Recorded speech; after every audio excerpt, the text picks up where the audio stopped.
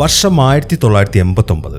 ബെർലിനാണ് സ്ഥലം. സമയം രാത്രിയാണ്. അവിടെ ഇങ്ങനെ ഇടിയും മിന്നലൊക്കെ ഉണ്ടാവുന്നുണ്ട്. അതിനിടയിൽ അവിടുത്തെ ടിവിയിൽ ഒരു ന്യൂസ് കാണിച്ചുകൊണ്ടിരിക്കുകയാണ്. ന്യൂസിൽ പറയുന്നത് എന്താണെന്ന് വെച്ച് കഴിഞ്ഞാൽ ഇന്നത്തെ രാത്രി ശക്തമായിട്ടുള്ള ഇടിയും മിന്നലുണ്ടാവും, മാത്രമല്ല ചുഴലിക്കാറ്റുണ്ടാവാനും സാധ്യതയുണ്ട്. ഇതുകൊണ്ടൊക്കെ തന്നെ ഇലക്ട്രോണിക്സ് ഉപകരണങ്ങൾക്കൊക്കെ കേടുപാടുകൾ സംഭവിക്കാനും സാധ്യതയുണ്ട്. അതുകൊണ്ട് ജനങ്ങളെല്ലാവരും സൂക്ഷിച്ചിരിക്കണം എന്നിങ്ങനെയുള്ള കാര്യങ്ങളൊക്കെയാണ് ന്യൂസിൽ പറഞ്ഞുകൊണ്ടിരിക്കുന്നത്. ഈ ന്യൂസിലെ റിപ്പോർട്ടിംഗ് കണ്ടുകൊണ്ട് ഒരു പയ്യൻ അവന്റെ വീട്ടിലെ റൂമിൽ നിൽക്കുകയാണ്. ഈ പയ്യന്റെ പേര് നീക്കോ എന്നാണ്. അവൻ ആ ടിവിയുടെ മുകളിലായിട്ട് ഒരു ക്യാമറ വെച്ചിട്ടുണ്ട്. അങ്ങനെ ആ ന്യൂസ് ഓഫാക്കിയതിനു ശേഷം അവൻ ആ ക്യാമറ ടിവിയിലേക്ക് കണക്ട് ചെയ്തു. അത് ടിവിയിലേക്ക് കണക്ട് ചെയ്ത സമയത്താണ് ഒരു മിന്നൽ ആ ടിവിയുടെ ആന്റിനയിലേക്ക് അടിക്കുന്നത്. അങ്ങനെ നീക്കോ ആ ക്യാമറയിലേക്ക് നോക്കിക്കൊണ്ട് അവന്റെ ഗിറ്റാർ പ്ലേ ചെയ്യാൻ തുടങ്ങി. ഇപ്പൊ അവൻ ആ ഗിറ്റാർ വായിക്കുന്നൊക്കെ ആ ക്യാമറയിൽ റെക്കോർഡ് ആവുന്നുണ്ട്. ഈ സമയത്താണ് അവന്റെ അമ്മ അങ്ങോട്ട് വരുന്നത്. ഇപ്പൊ ജോലിക്ക് പോകാൻ സമയമായിട്ടുണ്ട്, അതുകൊണ്ട് അത് പറയാനാണ് അവരിപ്പോ അവന്റെ അടുത്തേക്ക് വന്നിരിക്കുന്നത്. അങ്ങനെ അവനോട് യാത്ര പറഞ്ഞതിന് ശേഷം അവന്റെ അമ്മ അവിടെ നിന്ന് പോയി. അവന്റെ അമ്മ അവിടെ നിന്ന് പോയി കഴിഞ്ഞ് കുറച്ച് സമയം കഴിയുമ്പോഴാണ് അവന്റെ അയൽപ്പക്കത്തെ വീട്ടിൽ നിന്നൊരു ബഹളം കേൾക്കുന്നത്. ആ അയൽപ്പക്കത്തെ വീട്ടിൽ താമസിക്കുന്നത് ഒരു ഭാര്യയും ഭർത്താവുമാണ്. അവന്റെ റൂമിലെ കർട്ടൻ മാറ്റി നോക്കുമ്പോൾ അയൽപ്പക്കത്തെ വീട്ടിലെ ഭർത്താവ് അയാളുടെ ഭാര്യയെ ഉപദ്രവിക്കുന്നതാണ് കാണുന്നത്. അവരുടെ നിഴല് മാത്രമേ അവന് കാണാൻ പറ്റുന്നുള്ളൂ. എന്നാൽ ആ ലേഡിയുടെ നിലവിളി ഇങ്ങനെ കേൾക്കുന്നുണ്ട്. അവിടെ എന്താണ് സംഭവിച്ചതെന്ന് അറിയാൻ വേണ്ടി അവൻ നൈസായിട്ട് ആ വീട്ടിലേക്ക് ചെന്നു. അവൻ ആ വീടിന്റെ അകത്തേക്ക് കയറി ചെല്ലുമ്പോൾ അവിടുത്തെ കാഴ്ച അവന് ശരിക്കും ഞെട്ടിച്ചു കളഞ്ഞു. അവിടുത്തെ ഭാര്യ താഴെ വീണ് കിടക്കാണ്. ഇവളുടെ പേര് വീസ് എന്നാണ്. അവളിപ്പോ മരിച്ചുപോയി. അത് കണ്ട് ഞെട്ടി നിൽക്കുമ്പോഴാണ് ആ ലേഡിയുടെ ഹസ്ബൻഡായ ഏഞ്ചൽ അങ്ങോട്ട് വരുന്നത്. അയാളിപ്പോ മുകളിൽ നിന്ന് കോണിപ്പടി ഇറങ്ങി വന്നോണ്ടിരിക്കുകയാണ്. അയാളുടെ കയ്യിൽ ഒരു കത്തിയുണ്ട്. ഇപ്പൊ അയാൾ അങ്ങോട്ട് വന്ന് നോക്കുമ്പോൾ നീക്കോ അവിടെ നിൽക്കുന്നതാണ് കാണുന്നത്. അയാളെ കണ്ടതും അവൻ അവിടെ നിന്ന് ഓടാൻ തുടങ്ങി. അയാളും അവനെ ഫോളോ ചെയ്യുന്നുണ്ട്. എന്നാൽ നീക്കോ ആ വീടിന്റെ പുറത്തേക്ക് ഇറങ്ങുമ്പോഴാണ് പെട്ടെന്നൊരു വണ്ടി വന്നിട്ട് അവനെ ഇടിക്കുന്നത്. അതോടുകൂടെ അവൻ മരിച്ചു പോവുകയും ചെയ്തു. ആ വണ്ടി ഇടിച്ച ശബ്ദം കേട്ട് ആ ഏരിയയിലുള്ള ആൾക്കാർ മൊത്തം അവിടെ കൂടിയിട്ടുണ്ട്. ആ കൂട്ടത്തിൽ നീക്കോയുടെ ഫ്രണ്ടായ എയ്റ്റോറും ഉണ്ട്. തന്റെ ആത്മാർത്ഥ സുഹൃത്ത് മരിച്ചു കിടക്കുന്നതുകൊണ്ട് അവനാണെങ്കിൽ ശരിക്കും ഞെട്ടി നിൽക്കുകയാണ്. അങ്ങനെ ഈ സംഭവത്തിന് ശേഷം ഭാര്യയെ കൊന്ന കേസിൽ ആ ഏഞ്ചലിനെ പോലീസുകാർ അറസ്റ്റ് ചെയ്യുകയും ചെയ്തു. ഇനി കാണിക്കുന്നത് പ്രസന്റ് ഡേ 25 വർഷങ്ങൾക്ക് ശേഷം, വർഷം 2014. ഈ കഥയിലെ നായികയായ വേരയും അവളുടെ ഫാമിലിയും ഇപ്പൊ നീക്കോയുടെ വീട്ടിലേക്ക് താമസം മാറി വന്നിരിക്കുകയാണ്. വേരയുടെ മകളുടെ പേര് ഗ്ലോറിയ എന്നാണ്. ഇവളുടെ ഹസ്ബൻഡ് ഒരു ബാങ്കിൽ ഉദ്യോഗസ്ഥനാണ്. ഇയാളുടെ പേര് ഡേവിഡ് എന്നാണ്. പുള്ളി ഇപ്പൊ ബാങ്കിലാണുള്ളത്. ഇപ്പൊ താമസം മാറി വന്നിട്ട് ഒരു ദിവസം ആയിട്ടുള്ളൂ. അതുകൊണ്ട് തന്നെ രാവിലെ എഴുന്നേറ്റപ്പോൾ തന്നെ കാര്യങ്ങളൊക്കെ അവൾ സെറ്റ് ചെയ്തുകൊണ്ടിരിക്കുകയാണ്. നമ്മൾ ഈ സിനിമയുടെ തുടക്കത്തിൽ കണ്ട ആ നീക്കോയുടെ ബെസ്റ്റ് ഫ്രണ്ടായ എയ്റ്റോർ ഉണ്ടല്ലോ, അവനിപ്പോഴും ഈ അയൽപ്പക്കത്ത് തന്നെയാണ് താമസം. അവനിപ്പോ വളർന്ന് വലുതായിട്ട് ഒരു പൈലറ്റ് ആണ്. ഇപ്പൊ അവന്റെ അമ്മയുടെ അടുത്തേക്ക് ചെല്ലുമ്പോൾ അമ്മ സിഗരറ്റും വലിച്ചിട്ട് മാനത്തോട്ട് നോക്കി നിൽക്കുകയാണ്. നല്ല ഇടി വെട്ടുന്നുണ്ട്. ഈ എയ്റ്റോറിന്റെ അമ്മയുടെ പേര് ക്ലാര എന്നാണ്. എന്താണമ്മ നിങ്ങൾ ഇവിടെ നിൽക്കുന്നതെന്ന് ചോദിക്കുമ്പോൾ അമ്മ പറയുന്നത്, നീ ഓർക്കുന്നില്ലേ 25 വർഷങ്ങൾക്ക് മുമ്പ് അന്നും ഇതുപോലെ ശക്തിയായിട്ട് ഇടി വെട്ടിയിട്ടുണ്ടായിരുന്നു എന്നൊക്കെയാണ് അമ്മ ഇങ്ങനെ ടെൻഷനോടെ പറയുന്നത്. അത് കേൾക്കുമ്പോൾ ഈ ഇടി വെട്ടുന്നൊക്കെ സാധാരണയല്ലേ, നിങ്ങൾ എന്തിനാണ് പണ്ടത്തെ കാര്യങ്ങളൊക്കെ ആലോചിക്കുന്നത്? നിങ്ങൾ ഇങ്ങനെ ഈ സിഗരറ്റ് വലിച്ചോണ്ട് നിൽക്കാതെ അകത്ത് പോയിട്ടിരിക്കും, ഞാൻ എന്തായാലും ജോലിക്ക് പോവാണ്, നിങ്ങൾ ഇങ്ങനെ കൂടുതൽ വലിച്ചു കയറ്റണ്ട എന്നൊക്കെ പറഞ്ഞിട്ട് എയ്റ്റോർ അവിടുന്ന് പോയി. അങ്ങനെ അവന്റെ കാറിൽ കയറി അവിടുന്ന് പോകാൻ തുടങ്ങുമ്പോഴാണ് അവൻ വേരയെ കാണുന്നത്. ഈ എയ്റ്റോറും വേരയും ഇതിനു മുമ്പ് പരിചയമുണ്ട്. ശരിക്കും പറഞ്ഞു കഴിഞ്ഞാൽ ഇവരൊരു റിലേഷനിലാവേണ്ടതായിരുന്നു. എന്നാൽ അതിന്റെ ഇടയിലാണ് ഡേവിഡ് ഇടയിൽ കയറിയത്. ഇതൊക്കെ കൊണ്ട് തന്നെ എയ്റ്റോറിന് ശരിക്കും നിരാശയുണ്ട്. എങ്കിലും അവനൊന്നും പ്രകടിപ്പിക്കാറില്ല.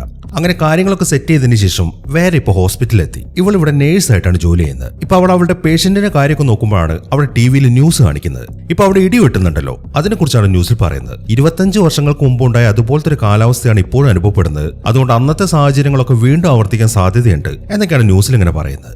അങ്ങനെ പേഷ്യന്റിനൊക്കെ റെഡി ആക്കിയിട്ട് അവളുടെ ഫ്രണ്ടും കൂടെ അയാൾ ഓപ്പറേഷൻ തിയേറ്ററിലേക്ക് കൊണ്ടുപോവാണ്. ഈ പേഷ്യന്റിന്റെ തലയിൽ നിന്നൊരു സർജറി നടത്തുന്നുണ്ട്. അതിനു വേണ്ടിയിട്ടുള്ള ഒരുക്കങ്ങളാണ് അവരിപ്പോ നടത്തുന്നത്. അങ്ങനെ അയാൾ ഓപ്പറേഷൻ തിയേറ്ററിൽ എത്തിച്ചു.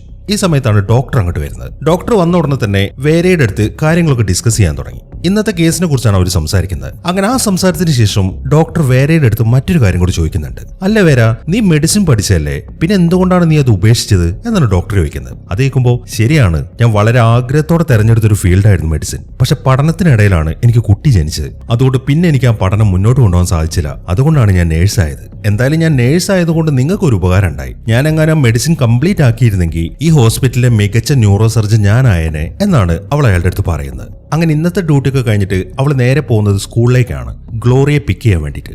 അങ്ങനെ അവളെയും കൂട്ടി വേറെ വീട്ടിലെത്തി. സമയം രാത്രിയാകുമ്പോഴേക്കും അവളുടെ ഹസ്ബൻഡും എത്തി. അങ്ങനെ അവർ രണ്ടുപേരും കൂടെ ആ വീട്ടിലെ ബാക്കി കാര്യങ്ങളൊക്കെ ചെക്ക് ചെയ്തുകൊണ്ടിരിക്കുകയാണ്. അതിനിടയിലാണ് അവരൊരു അലമാറ തുറക്കുന്നത്. ഈ സമയം അതിനകത്ത് ഒരു ടിവിയും അതിന്റെ അടുത്തായിട്ട് ഒരു ക്യാമറ ഉണ്ടായിരുന്നു. ഇതേ ടിവിയും ക്യാമറയുമാണ് 25 വർഷങ്ങൾക്ക് മുമ്പ് നിക്കോ ഉപയോഗിച്ചിരുന്നത്. മാത്രമല്ല അതിന്റെ കൂടെ ഒരു ബോക്സും ഉണ്ട്. അവരത് തുറന്നു നോക്കുമ്പോൾ 25 വർഷങ്ങൾക്ക് മുമ്പ് നീക്കോ റെക്കോർഡ് ചെയ്ത് വെച്ച ടേപ്പുകളായിരുന്നു അതിൽ. അതെല്ലാം കാണുമ്പോൾ അവർക്ക് ശരിക്കും കൗതുകമായി. അവർ ഉടനെ തന്നെ ആ ടേപ്പൊക്കെ ആ ക്യാമറയിലിട്ട് അതൊക്കെ പ്ലേ ചെയ്യാൻ തുടങ്ങി. അവരത് പ്ലേ ചെയ്യുമ്പോൾ നീക്കോ അതിൽ ഗിറ്റാർ വായിക്കുന്ന വിഷ്വൽസ് ആണ്. അങ്ങനെ അവർ ഓരോ വിഷ്വലും ഇങ്ങനെ കാണാൻ തുടങ്ങി. അതിലൊരു വീഡിയോയിൽ നീക്കോയുടെ അമ്മ അവന്റെ അടുത്തേക്ക് വരുന്ന ആ വീഡിയോ ഉണ്ട്. ഇതെല്ലാം കാണുമ്പോൾ 25 വർഷങ്ങൾക്ക് മുമ്പ് ഇന്നത്തെ ഡേറ്റിൽ തന്നെ ഷൂട്ട് ചെയ്ത വിഷ്വലാണത് എന്ന കാര്യം ആ ടേപ്പിൽ എഴുതി വെച്ചിരിക്കുന്ന ഡേറ്റിൽ നിന്ന് അവർക്ക് മനസ്സിലായി. അങ്ങനെ ആ ടേപ്പൊക്കെ കണ്ടു കഴിഞ്ഞതിന് ശേഷം ഡേവിഡ് വേഗം ചെന്നിട്ട് ആ TV ഓഫ് ചെയ്തു. എന്നിട്ട് ആ ക്യാമറയിൽ നിന്ന് ആ ടേപ്പ് ഊരി മാറ്റുകയും ചെയ്തു. അങ്ങനെ അവരവിടെ ഇരുന്നിട്ട് സംസാരിക്കുമ്പോഴാണ് പെട്ടെന്ന് ഇടി വെട്ടുന്നത്. അതോടുകൂടെ ആ TV വീണ്ടും ഓണായി. അതിലിപ്പം ഒരു ന്യൂസ് ആണ് കാണിക്കുന്നത്. എന്നാൽ അത് കണ്ട് അവർക്ക് ശരിക്കും അത്ഭുതമായി. കാരണം ഇപ്പൊ പ്രസന്റ് ഡേയിൽ നടക്കുന്ന ന്യൂസ് അല്ല അതിൽ കാണിക്കുന്നത്. 25 വർഷങ്ങൾക്ക് മുമ്പ് ആ ഇടിയും മിന്നലും ഉണ്ടായതിനെ കുറിച്ചിട്ട് ഒരു ന്യൂസ് റിപ്പോർട്ടിംഗ് ഉണ്ടായിരുന്നല്ലോ, അതാണ് അതിൽ കാണിക്കുന്നത്. അതെല്ലാം കാണുമ്പോൾ അവർക്ക് ശരിക്കും അത്ഭുതമായി. കാരണം ഒന്നാമത് അതിനകത്ത് ടേപ്പ് ഒന്നും ഇട്ടിട്ടില്ല. രണ്ടാമത് ഇന്നത്തെ കാലത്ത് ഇതുപോലത്തെ ചാനലുകളൊന്നും സംപ്രേഷണം ചെയ്യുന്നുമില്ല. പിന്നെ എങ്ങനെയാണ് ഇപ്പൊ അത് ആ TV കാണിക്കുന്നത് എന്നതിനെ കുറിച്ചാണ് അവർ ചിന്തിക്കുന്നത്. ഇതേ സമയം തന്നെ പുറത്താണെങ്കിൽ ശക്തമായിട്ട് ഇടി വെട്ടുന്നുണ്ട്. അങ്ങനെ കുറച്ച് സമയത്തിന് ശേഷം വേറെയും കുടുംബവും ആ എയ്റ്റോറിന്റെ കുടുംബത്തിന് ഡിന്നറിന് വേണ്ടി ക്ഷണിച്ചിരിക്കുകയാണ്. ഇപ്പൊ എയ്റ്റോറിന്റെ അമ്മയായ ക്ലാരയും അങ്ങോട്ട് വന്നിട്ടുണ്ട്. ഈ സമയം ആ TV ഓണായ കാര്യമൊക്കെ അവർ എയ്റ്റോറിന്റെ അടുത്ത് പറയുന്നുണ്ട്. എന്നാൽ അവനത് വലിയ കാര്യമാക്കിയിട്ടൊന്നുമില്ല. ഈ സമയം ഡേവിഡ് കിച്ചണിൽ നിൽക്കുമ്പോഴാണ് എയ്റ്റോർ വേരയുടെ അടുത്തേക്ക് വന്നിട്ട് ഒരു കാര്യം ചോദിക്കുന്നത്. അല്ലേ വേര, നിനക്ക് എന്തിന്റെ കേടായിരുന്നു ഇവനെ കല്യാണം കഴിക്കാൻ? ഇവനെക്കാളൊക്കെ എത്രയോ ഭേദം ഞാനായിരുന്നില്ലേ, എന്നിട്ട് നീ എന്താണ് എന്നെ വിട്ടു കളഞ്ഞത് എന്നാണ് അവൻ ചോദിക്കുന്നത്. അത് കേൾക്കുമ്പോൾ മോനെ എയ്റ്റോറെ, ചില കാര്യങ്ങളൊക്കെ നമ്മുടെ വിധിക്കനുസരിച്ചേ നടക്കത്തുള്ളൂ എന്നാണ് അവൾ അതിന് മറുപടി പറയുന്നത്. അങ്ങനെ കിച്ചണിൽ നിന്ന് ഭക്ഷണമൊക്കെ എടുത്തിട്ട് ഡേവിഡ് അങ്ങോട്ടെത്തി. അവരെല്ലാവരും ഇപ്പൊ ഭക്ഷണം കഴിക്കാൻ തുടങ്ങി. അതിനിടയിൽ ഡേവിഡ് പറയുന്നത് ആ TV കണ്ട ആ പയ്യന്റെ കാര്യമാണ്. അവനിങ്ങനെ ഗിറ്റാർ വായിച്ചത്. അത് കേൾക്കുമ്പോൾ എയ്റ്റോറിന് വല്ലാത്തൊരു സങ്കടമായി. അവൻ പറയുന്നത് എന്താണെന്ന് വെച്ച് കഴിഞ്ഞാൽ, ഓ അപ്പൊ നിങ്ങൾ അവനെയാണല്ലേ കണ്ടത്? അവന്റെ പേര് നിക്കോ എന്നായിരുന്നു. എന്റെ ഏറ്റവും ബെസ്റ്റ് ഫ്രണ്ട് ആയിരുന്നു അവൻ. ഒരു ഗിറ്റാറിസ്റ്റ് ആവണം എന്നായിരുന്നു അവന്റെ ഏറ്റവും വലിയ ആഗ്രഹം. അങ്ങനെ ഇരിക്കെ 25 വർഷങ്ങൾക്ക് മുമ്പ് ഇതേ ദിവസം രാത്രി അപ്പുറത്തെ വീട്ടിലൊരു പ്രശ്നം ഉണ്ടായി. അതെന്താണെന്ന് നോക്കാൻ വേണ്ടി നിക്കോ അങ്ങോട്ട് ചെന്ന് നോക്കിയപ്പോൾ ആ വീട്ടിലൊരു ലേഡി മരിച്ചു കിടക്കായിരുന്നു. അവളുടെ ഹസ്ബൻഡാണ് അവളെ കൊന്നത്. നിക്കോ അത് നേരിട്ട് കണ്ടു. അതിനെ തുടർന്ന് അവൻ ഓടിയപ്പോൾ അവനൊരു വണ്ടി ഇടിച്ച് മരിക്കുകയായിരുന്നു. അതിനെ തുടർന്ന് ആ മരിച്ചുപോയവളുടെ ഭർത്താവിനെ പോലീസ് ഓടിക്കുകയും ചെയ്തു എന്നൊക്കെയാണ് അവനിങ്ങനെ പറയുന്നത്. എയ്റ്റോർ അതൊക്കെ പറയുമ്പോൾ അവന്റെ അമ്മയായ ക്ലാരയ്ക്ക് വല്ലാത്തൊരു അസ്വസ്ഥത ഉണ്ടാവുന്നുണ്ട്. നീ എന്തിനാണ് എയ്റ്റോർ ഇപ്പൊ ഈ കാര്യങ്ങളൊക്കെ പറയുന്നത് എന്നൊക്കെയാണ് അവരിങ്ങനെ ചോദിക്കുന്നത്. പെട്ടെന്നാണ് അവിടെ ഒരു ഇടി വെട്ടുന്നത്. അത് കാണുമ്പോൾ നിങ്ങളിത് കണ്ടില്ലേ അമ്മേ, അന്ന് രാത്രിയും ഇതുപോലെ ശക്തമായി ഇടിവെട്ടിയിട്ടുണ്ടായിരുന്നു. പിറ്റേ ദിവസം രാവിലെ ഞാൻ സ്കൂളിലേക്ക് ചെന്ന കാര്യം ഓർമ്മയില്ലേ? മിന്നലേറ്റ് സ്കൂളിന്റെ മുമ്പിലെ ക്ലോക്കൊക്കെ തകർന്നു പോയത്. പിന്നീട് ഒരാഴ്ചത്തേക്ക് കറണ്ട് ഇല്ലാത്ത കാരണം സ്കൂളും ഇല്ലായിരുന്നു. അതൊക്കെ നിങ്ങൾ ഓർക്കുന്നില്ലേ? അവനിങ്ങനെ വീണ്ടും വീണ്ടും ആ കാര്യങ്ങൾ പറയുമ്പോൾ ഇത്തവണ അവർ ദേഷ്യത്തോടെയാണ് പ്രതികരിച്ചത്. നീ എന്തിനാണ് ഈ കാര്യങ്ങൾ ഇപ്പൊ പറയുന്നത്? നീ കണ്ടില്ല, ആ കൊച്ചു ശരിക്കും പേടിച്ചിരിക്കുകയാണ്. അതുകൊണ്ട് ഈ ഭക്ഷണം കഴിക്കുന്ന സമയത്തെങ്കിലും ഇങ്ങനത്തെ സംസാരമൊക്കെ നീ ഒഴിവാക്ക് എന്നൊക്കെയാണ് ക്ലാര പറയുന്നത്. ക്ലാര അങ്ങനെയൊക്കെ പെരുമാറിയത് കണ്ട് ബാക്കി എല്ലാവരും അവരെ തന്നെ ഇങ്ങനെ നോക്കിയിരിക്കുകയാണ്. ഇവർക്ക് എന്താണ് ഈ പറ്റിയെന്നൊക്കെ ചിന്തിച്ചിട്ട്. അങ്ങനെ ഡിന്നറൊക്കെ കഴിഞ്ഞിട്ട് എയ്റ്റോർ അവന്റെ അമ്മയോടൊന്ന് പോയി. ഈ സമയം ഡേവിഡ് ആണെങ്കിൽ പണ്ടത്തെ കാലത്തെ പേപ്പറാണ് ചെക്ക് ചെയ്തുകൊണ്ടിരിക്കുന്നത്. ഇപ്പൊ എയ്റ്റോർ പറഞ്ഞ ആ കൊലപാതകത്തിന്റെ കാര്യമുണ്ടല്ലോ, ഏഞ്ചൽ അയാളുടെ ഭാര്യയായ വീസിനെ കൊന്നത്, അതാണ് അവനിങ്ങനെ പത്രത്തിൽ നോക്കിക്കൊണ്ടിരിക്കുന്നത്. ഈ സമയം വേറെ അവന്റെ അടുത്തേക്ക് എത്തി. അവളെ കാണുമ്പോൾ അവൻ പറയുന്നത് എന്താണെന്ന് വെച്ച് കഴിഞ്ഞാൽ, നീ ഈ പത്രത്തിൽ കണ്ടില്ലേ, ആ ഏഞ്ചലിനെ അറസ്റ്റ് ചെയ്ത് കഴിഞ്ഞ് 3 മാസം കഴിഞ്ഞപ്പോൾ അയാൾ ജയിലിൽ വെച്ച് ആത്മഹത്യ ചെയ്തു. എന്നാൽ ആത്മഹത്യ ചെയ്യുന്നതിന് മുമ്പ് അയാൾ ഒരു മൊഴി കൊടുത്തിട്ടുണ്ടായിരുന്നു. അതായത് അയാൾക്കൊരു അറവുശാല ഉണ്ടായിരുന്നു. അന്ന് പിടിക്കപ്പെട്ടിട്ടില്ലായിരുന്നെങ്കിൽ അയാളുടെ ഭാര്യയെ ആ അറവുശാലയിൽ കൊണ്ട് കുഴിച്ചു മൂടാനായിരുന്നു അയാൾ പ്ലാൻ ചെയ്തിരുന്നത് എന്നൊക്കെയാണ് അയാൾ മൊഴി കൊടുത്തിരുന്നത്. നീ ഒന്ന് ആലോചിച്ച് നോക്കിക്കേ, പിടിക്കപ്പെട്ടിട്ടും പിന്നീട് ചെയ്യാൻ വെച്ച കാര്യങ്ങളൊക്കെ എന്തിനായിരിക്കും അയാൾ പോലീസുകാരനോട് പറഞ്ഞത് എന്നൊക്കെയാണ് ഡേവിഡ് ചോദിക്കുന്നത്. അതെല്ലാം കേൾക്കുമ്പോൾ നീ ഇപ്പോൾ ഇത് തന്നെ നോക്കിക്കൊണ്ടിരിക്കുകയാണോ? ഇതൊക്കെ വിട്ടേ, ഇതൊക്കെ കഴിഞ്ഞ കാര്യമല്ലേ, നീ വേറെ എന്തെങ്കിലും സംസാരിക്കാൻ നോക്ക് എന്നാണ് അവള് പറയുന്നത്. അതിനിടയിലാണ് ഡേവിഡ് അവിടെ അഴിച്ചിട്ടിരിക്കുന്ന ഒരു പാന്റ് അവൾ എടുക്കുന്നത്. അവൾ അതിന്റെ പോക്കറ്റ് തപ്പുമ്പോൾ അതിനകത്തുനിന്ന് അവൾക്കൊരു തീപ്പെട്ടി കിട്ടുന്നുണ്ട്. അത് കാണുമ്പോൾ അപ്പൊ നീ വീണ്ടും സിഗരറ്റ് വലി തുടങ്ങിയോ എന്നാണ് അവള് ചോദിക്കുന്നത്. അത് കേൾക്കുമ്പോൾ നീ വെറുതെ ദേഷ്യപ്പെടാതെ, ഞാൻ ആ കഫേയിലേക്ക് പോയപ്പോൾ ഒരെണ്ണം വാങ്ങിയതാണ്, ആകെ ഒരൊറ്റ സിഗരറ്റേ ഞാൻ വലിച്ചിട്ടുള്ളൂ, ഇനി ഞാൻ ഒരിക്കലും വലിക്കത്തില്ല എന്ന് പറഞ്ഞിട്ട് അവൻ അവളുടെ കയ്യിൽ നിന്ന് ആ തീപ്പെട്ടി മേടിച്ച് ജനലിന്റെ അപ്പുറത്തേക്ക് ഇട്ടു. എന്നിട്ട് അവളെ ഒന്ന് സമാധാനിപ്പിക്കാൻ വേണ്ടി അവൻ അവൾക്കൊരു ഉമ്മയും കൊടുത്തു. അതോടുകൂടെ അവൾ നോർമലായി. അങ്ങനെ കുറച്ച് സമയങ്ങൾ കഴിഞ്ഞു. ഇപ്പോഴും അവിടെ ഇടിവെട്ടിക്കൊണ്ടിരിക്കുകയാണ്. അതിലൊരു മിന്നൽ ആ ടിവിയുടെ ആന്റിനയിൽ തട്ടി. അതോടുകൂടെ ആ TV ഓൺ ആവുകയും ചെയ്തു. ഇപ്പൊ ടിവിയിൽ വീണ്ടും പഴയ കാലത്തെ ന്യൂസ് കാണിച്ചുകൊണ്ടിരിക്കുകയാണ്. ഈ സമയം വേറെയും കുടുംബവും നല്ല ഉറക്കത്തിലായിരുന്നു. ആ TV ഓൺ ആയതിന്റെ ശബ്ദം കേൾക്കുമ്പോൾ വേറെ അവിടെ നിന്ന് എഴുന്നേറ്റു. എന്നിട്ട് പതുക്കെ അവൾ ആ റൂമിന്റെ അകത്തേക്ക് ചെല്ലാണ്. അവൾ ആ TV ഓഫാക്കാൻ വേണ്ടി അതിന്റെ പവർ ബട്ടണിൽ ഞെക്കി. ഈ സമയത്താണ് വീണ്ടും ഒരു മിന്നൽ അടിക്കുന്നത്. അതോടുകൂടെ അതിലെ വിഷ്വല് മാറി. അവക്കിപ്പം 25 വർഷങ്ങൾക്ക് മുമ്പുള്ള നീക്കോയെ കാണാൻ പറ്റുന്നുണ്ട്. അത് കണ്ട് അവൾ ശരിക്കും അത്ഭുതപ്പെട്ട് നിൽക്കുകയാണ്. ഈ സമയം നീക്കോ എന്തെന്ന് വെച്ച് കഴിഞ്ഞാൽ അവൻ അവന്റെ പെട്ടിയിൽ നിന്നൊരു ടാപ്പ് എടുത്തു. അവൻ ഗിറ്റാർ വായിക്കുന്നൊക്കെ റെക്കോർഡ് ചെയ്യാൻ വേണ്ടി. അവൻ ആ ടാപ്പ് എടുത്തുകൊണ്ട് വരുന്നത് കാണുമ്പോൾ വേറെ എന്തെന്ന് വെച്ച് കഴിഞ്ഞാൽ അവളുടെ കയ്യിലുണ്ടായിരുന്ന പെട്ടിയിൽ നിന്നും അവനെടുത്ത് അതേ ടാപ്പ് തന്നെ എടുത്തു. ഈ സമയം നിക്കോ ആണെങ്കിൽ അവൻ ഗിറ്റാർ വായിക്കുന്നൊക്കെ റെക്കോർഡ് ചെയ്യാൻ തുടങ്ങിയിട്ടുണ്ട്. ഇപ്പൊ അവൻ റെക്കോർഡ് ചെയ്യുന്ന അതേ കാര്യങ്ങളാണ് അവളുടെ കയ്യിലുള്ള ടേപ്പിലിരിക്കുന്നത്. അതൊക്കെ കണ്ട് ആ അന്തം വിട്ട് നിൽക്കുകയാണ് അവള്. അങ്ങനെ അവള് പിന്നെയും ചെന്ന് ആ ക്യാമറയിൽ ഒരു ബട്ടൺ ഞെക്കി. ഈ സമയം വീണ്ടും മിന്നലടിച്ചു. അതോടുകൂടെ നിക്കോയുടെ ടിവിയിൽ വിഷ്വൽ മാറി. ഇപ്പൊ അവന്റെ ടിവിയിൽ വേറെയുടെ വിഷ്വൽസ് ആണ്. അത് കാണുന്ന അവനും ഡൗട്ടായി. ഈ സമയം വേറെയാണെങ്കിൽ എന്താണ് ഇവിടെ സംഭവിക്കുന്നതൊക്കെ ചിന്തിച്ചിട്ട് ആ ക്യാമറ ഇങ്ങനെ ചെക്ക് ചെയ്തുകൊണ്ടിരിക്കുകയാണ്. നിക്കോ ആണെങ്കിൽ ആരാണ് ഇപ്പൊ ആ ക്യാമറയുടെ മുന്നിൽ വന്നതെന്ന് അറിയാതെ അവളെ തന്നെ ഇങ്ങനെ നോക്കി നിൽക്കുകയാണ്. അതിനിടയിലാണ് നിക്കോയുടെ അമ്മ അങ്ങോട്ട് വരുന്നതും അവനോട് ബൈ പറഞ്ഞിട്ട് അവിടുന്ന് പോകുന്നു. അങ്ങനെ അമ്മ പോയി കഴിഞ്ഞപ്പോൾ നിക്കോ വീണ്ടും ആ ക്യാമറയുടെ മുന്നിലേക്ക് എത്തി. അതിനുശേഷം വേറെ വിളിക്കുകയാണ്. വേറെ സംബന്ധിച്ച് അതൊരു ഞെട്ടലായിരുന്നു. കാരണം അവൻ വിളിക്കുന്നത് അവൾക്ക് കേൾക്കാൻ പറ്റുന്നുണ്ട്. അതായത് 25 വർഷം മുമ്പുള്ള ഒരാള് പ്രസന്റ് ഡേയിൽ നിൽക്കുന്ന അവളോട് സംസാരിക്കുകയാണ്. വല്ലാത്തൊരു ഷോക്കായിരുന്നു അവൾക്ക്. അതുകൊണ്ട് തന്നെ അവൾ TV ഓഫ് ആക്കിയിട്ട് അവിടെ നിന്ന് നടക്കാൻ തുടങ്ങി. എന്നാൽ കുറച്ച് മുന്നിലേക്ക് നടന്നു കഴിയുമ്പോൾ അവൾ അവിടെ തന്നെ നിന്നു. അവൾക്കിപ്പോൾ പോകാൻ തോന്നുന്നില്ല. കാരണം ഇപ്പൊ സംസാരിച്ച നീക്കോ ഉടനെ തന്നെ മരിക്കാൻ പോവാണ് എന്ന കാര്യം അവൾക്ക് അറിയാം. അതുകൊണ്ട് തന്നെ അവൾ വീണ്ടും ചെന്നിട്ട് TV ഓണാക്കി. നീക്ക് ഇപ്പോഴും അവിടെ തന്നെ ഇരിക്കുന്നുണ്ട്. അവൾ TV ഓണാക്കിയ ഉടനെ തന്നെ അവൻ ചോദിക്കുന്നത്, നിങ്ങളുടെ പുറകിലായിട്ട് അവിടെ ഒരു ബോർഡ് കിടക്കുന്നുണ്ടല്ലോ, അത് വാൽപ്പിനേട റെയിൽവേ സ്റ്റേഷന്റെ ബോർഡല്ലേ, നീക്കത് എവിടെ നിന്നാണ് കിട്ടിയത് എന്നാണ് അവൻ ചോദിക്കുന്നത്. അത് കേൾക്കുമ്പോൾ അത് ഞാനും എന്റെ ഹസ്ബൻഡും കൂടെ ഇങ്ങോട്ട് എടുത്തോണ്ട് വന്നതാണ്. നിന്റെ ഒരു ബെസ്റ്റ് ഫ്രണ്ട് ഉണ്ടല്ലോ എയ്ത്തോർ, അവനാണ് എന്റെ ഹസ്ബൻഡായ ഡേവിഡിനെ എനിക്ക് പരിചയപ്പെടുത്തുന്നത്. ഞങ്ങളുടെ ജീവിതത്തിൽ ഈ എയ്ത്തോർ എന്ന് പറയുന്നത് വളരെ ഇമ്പോർട്ടന്റ് ആണ്. ഈ ഐത്തോറിനെ ഞാൻ പരിചയപ്പെടുന്നത് ഈ വാൽപ്പിനേട സ്റ്റേഷനിൽ വെച്ചിട്ടാണ്. അതുകൊണ്ട് അവന്റെ ഒരു ഓർമ്മയ്ക്ക് വേണ്ടി ഞങ്ങൾ അതിങ്ങോട്ട് എടുത്തുകൊണ്ട് വന്നതാണ്. ഇതൊക്കെ കഴിഞ്ഞ കാര്യമാണ്. ഞാനിപ്പോൾ നിന്നോട് സംസാരിക്കുന്നത് ഫ്യൂച്ചറിൽ നിന്നാണ്. അതായത് 25 വർഷങ്ങൾക്ക് ശേഷം നിന്റെ അതേ വീട്ടിലിരുന്നിട്ട് എന്നൊക്കെയാണ് അവളിങ്ങനെ പറയുന്നത്. ഈ സമയത്താണ് അയൽപ്പക്കത്തെ വീട്ടിൽ നിന്ന് ബഹളം കേൾക്കുന്നത്. അത് ഏഞ്ചൽ അയാളുടെ ഭാര്യ ഉപദ്രവിക്കുന്ന ശബ്ദമാണ്. അത് കേട്ട ഉടനെ തന്നെ നീക്കോ അവന്റെ ജനലിന്റെ അടുത്തേക്ക് ചെന്നു. ഏഞ്ചൽ അവന്റെ ഭാര്യ ഉപദ്രവിക്കുന്നവനെ കാണാൻ സാധിക്കുന്നുണ്ട്. എന്നാൽ ഈ സമയം വേറെയാണെങ്കിൽ അവനെ തിരിച്ചു വിളിച്ചു. എന്നിട്ട് അവള് പറയുന്നത് എന്താണെന്ന് വെച്ച് കഴിഞ്ഞാൽ, എനിക്കറിയാം നീ ഇപ്പൊ അയൽപ്പക്കത്തെ വീട്ടിലേക്ക് പോകാൻ പോവാണെന്ന്, പക്ഷെ ഒരു കാരണവശാലും നീ പോകരുത്. അങ്ങനെ പോയി കഴിഞ്ഞാൽ നീ ഉറപ്പായിട്ടും മരിക്കും എന്ന് പറഞ്ഞിട്ട് ഫ്യൂച്ചറിൽ അവൻ മരിച്ചതിന്റെ ന്യൂസ് റിപ്പോർട്ട് അവളുടെ മൊബൈലിൽ അവന് കാണിച്ചു കൊടുക്കുകയാണ്. എന്നാൽ ഇതൊക്കെ കണ്ടിട്ട് അവനത് വിശ്വസിക്കുന്നില്ല. നിങ്ങളെന്തോ ഭ്രാന്ത് പറയാണ് എന്നൊക്കെയാണ് അവൻ പറയുന്നത്.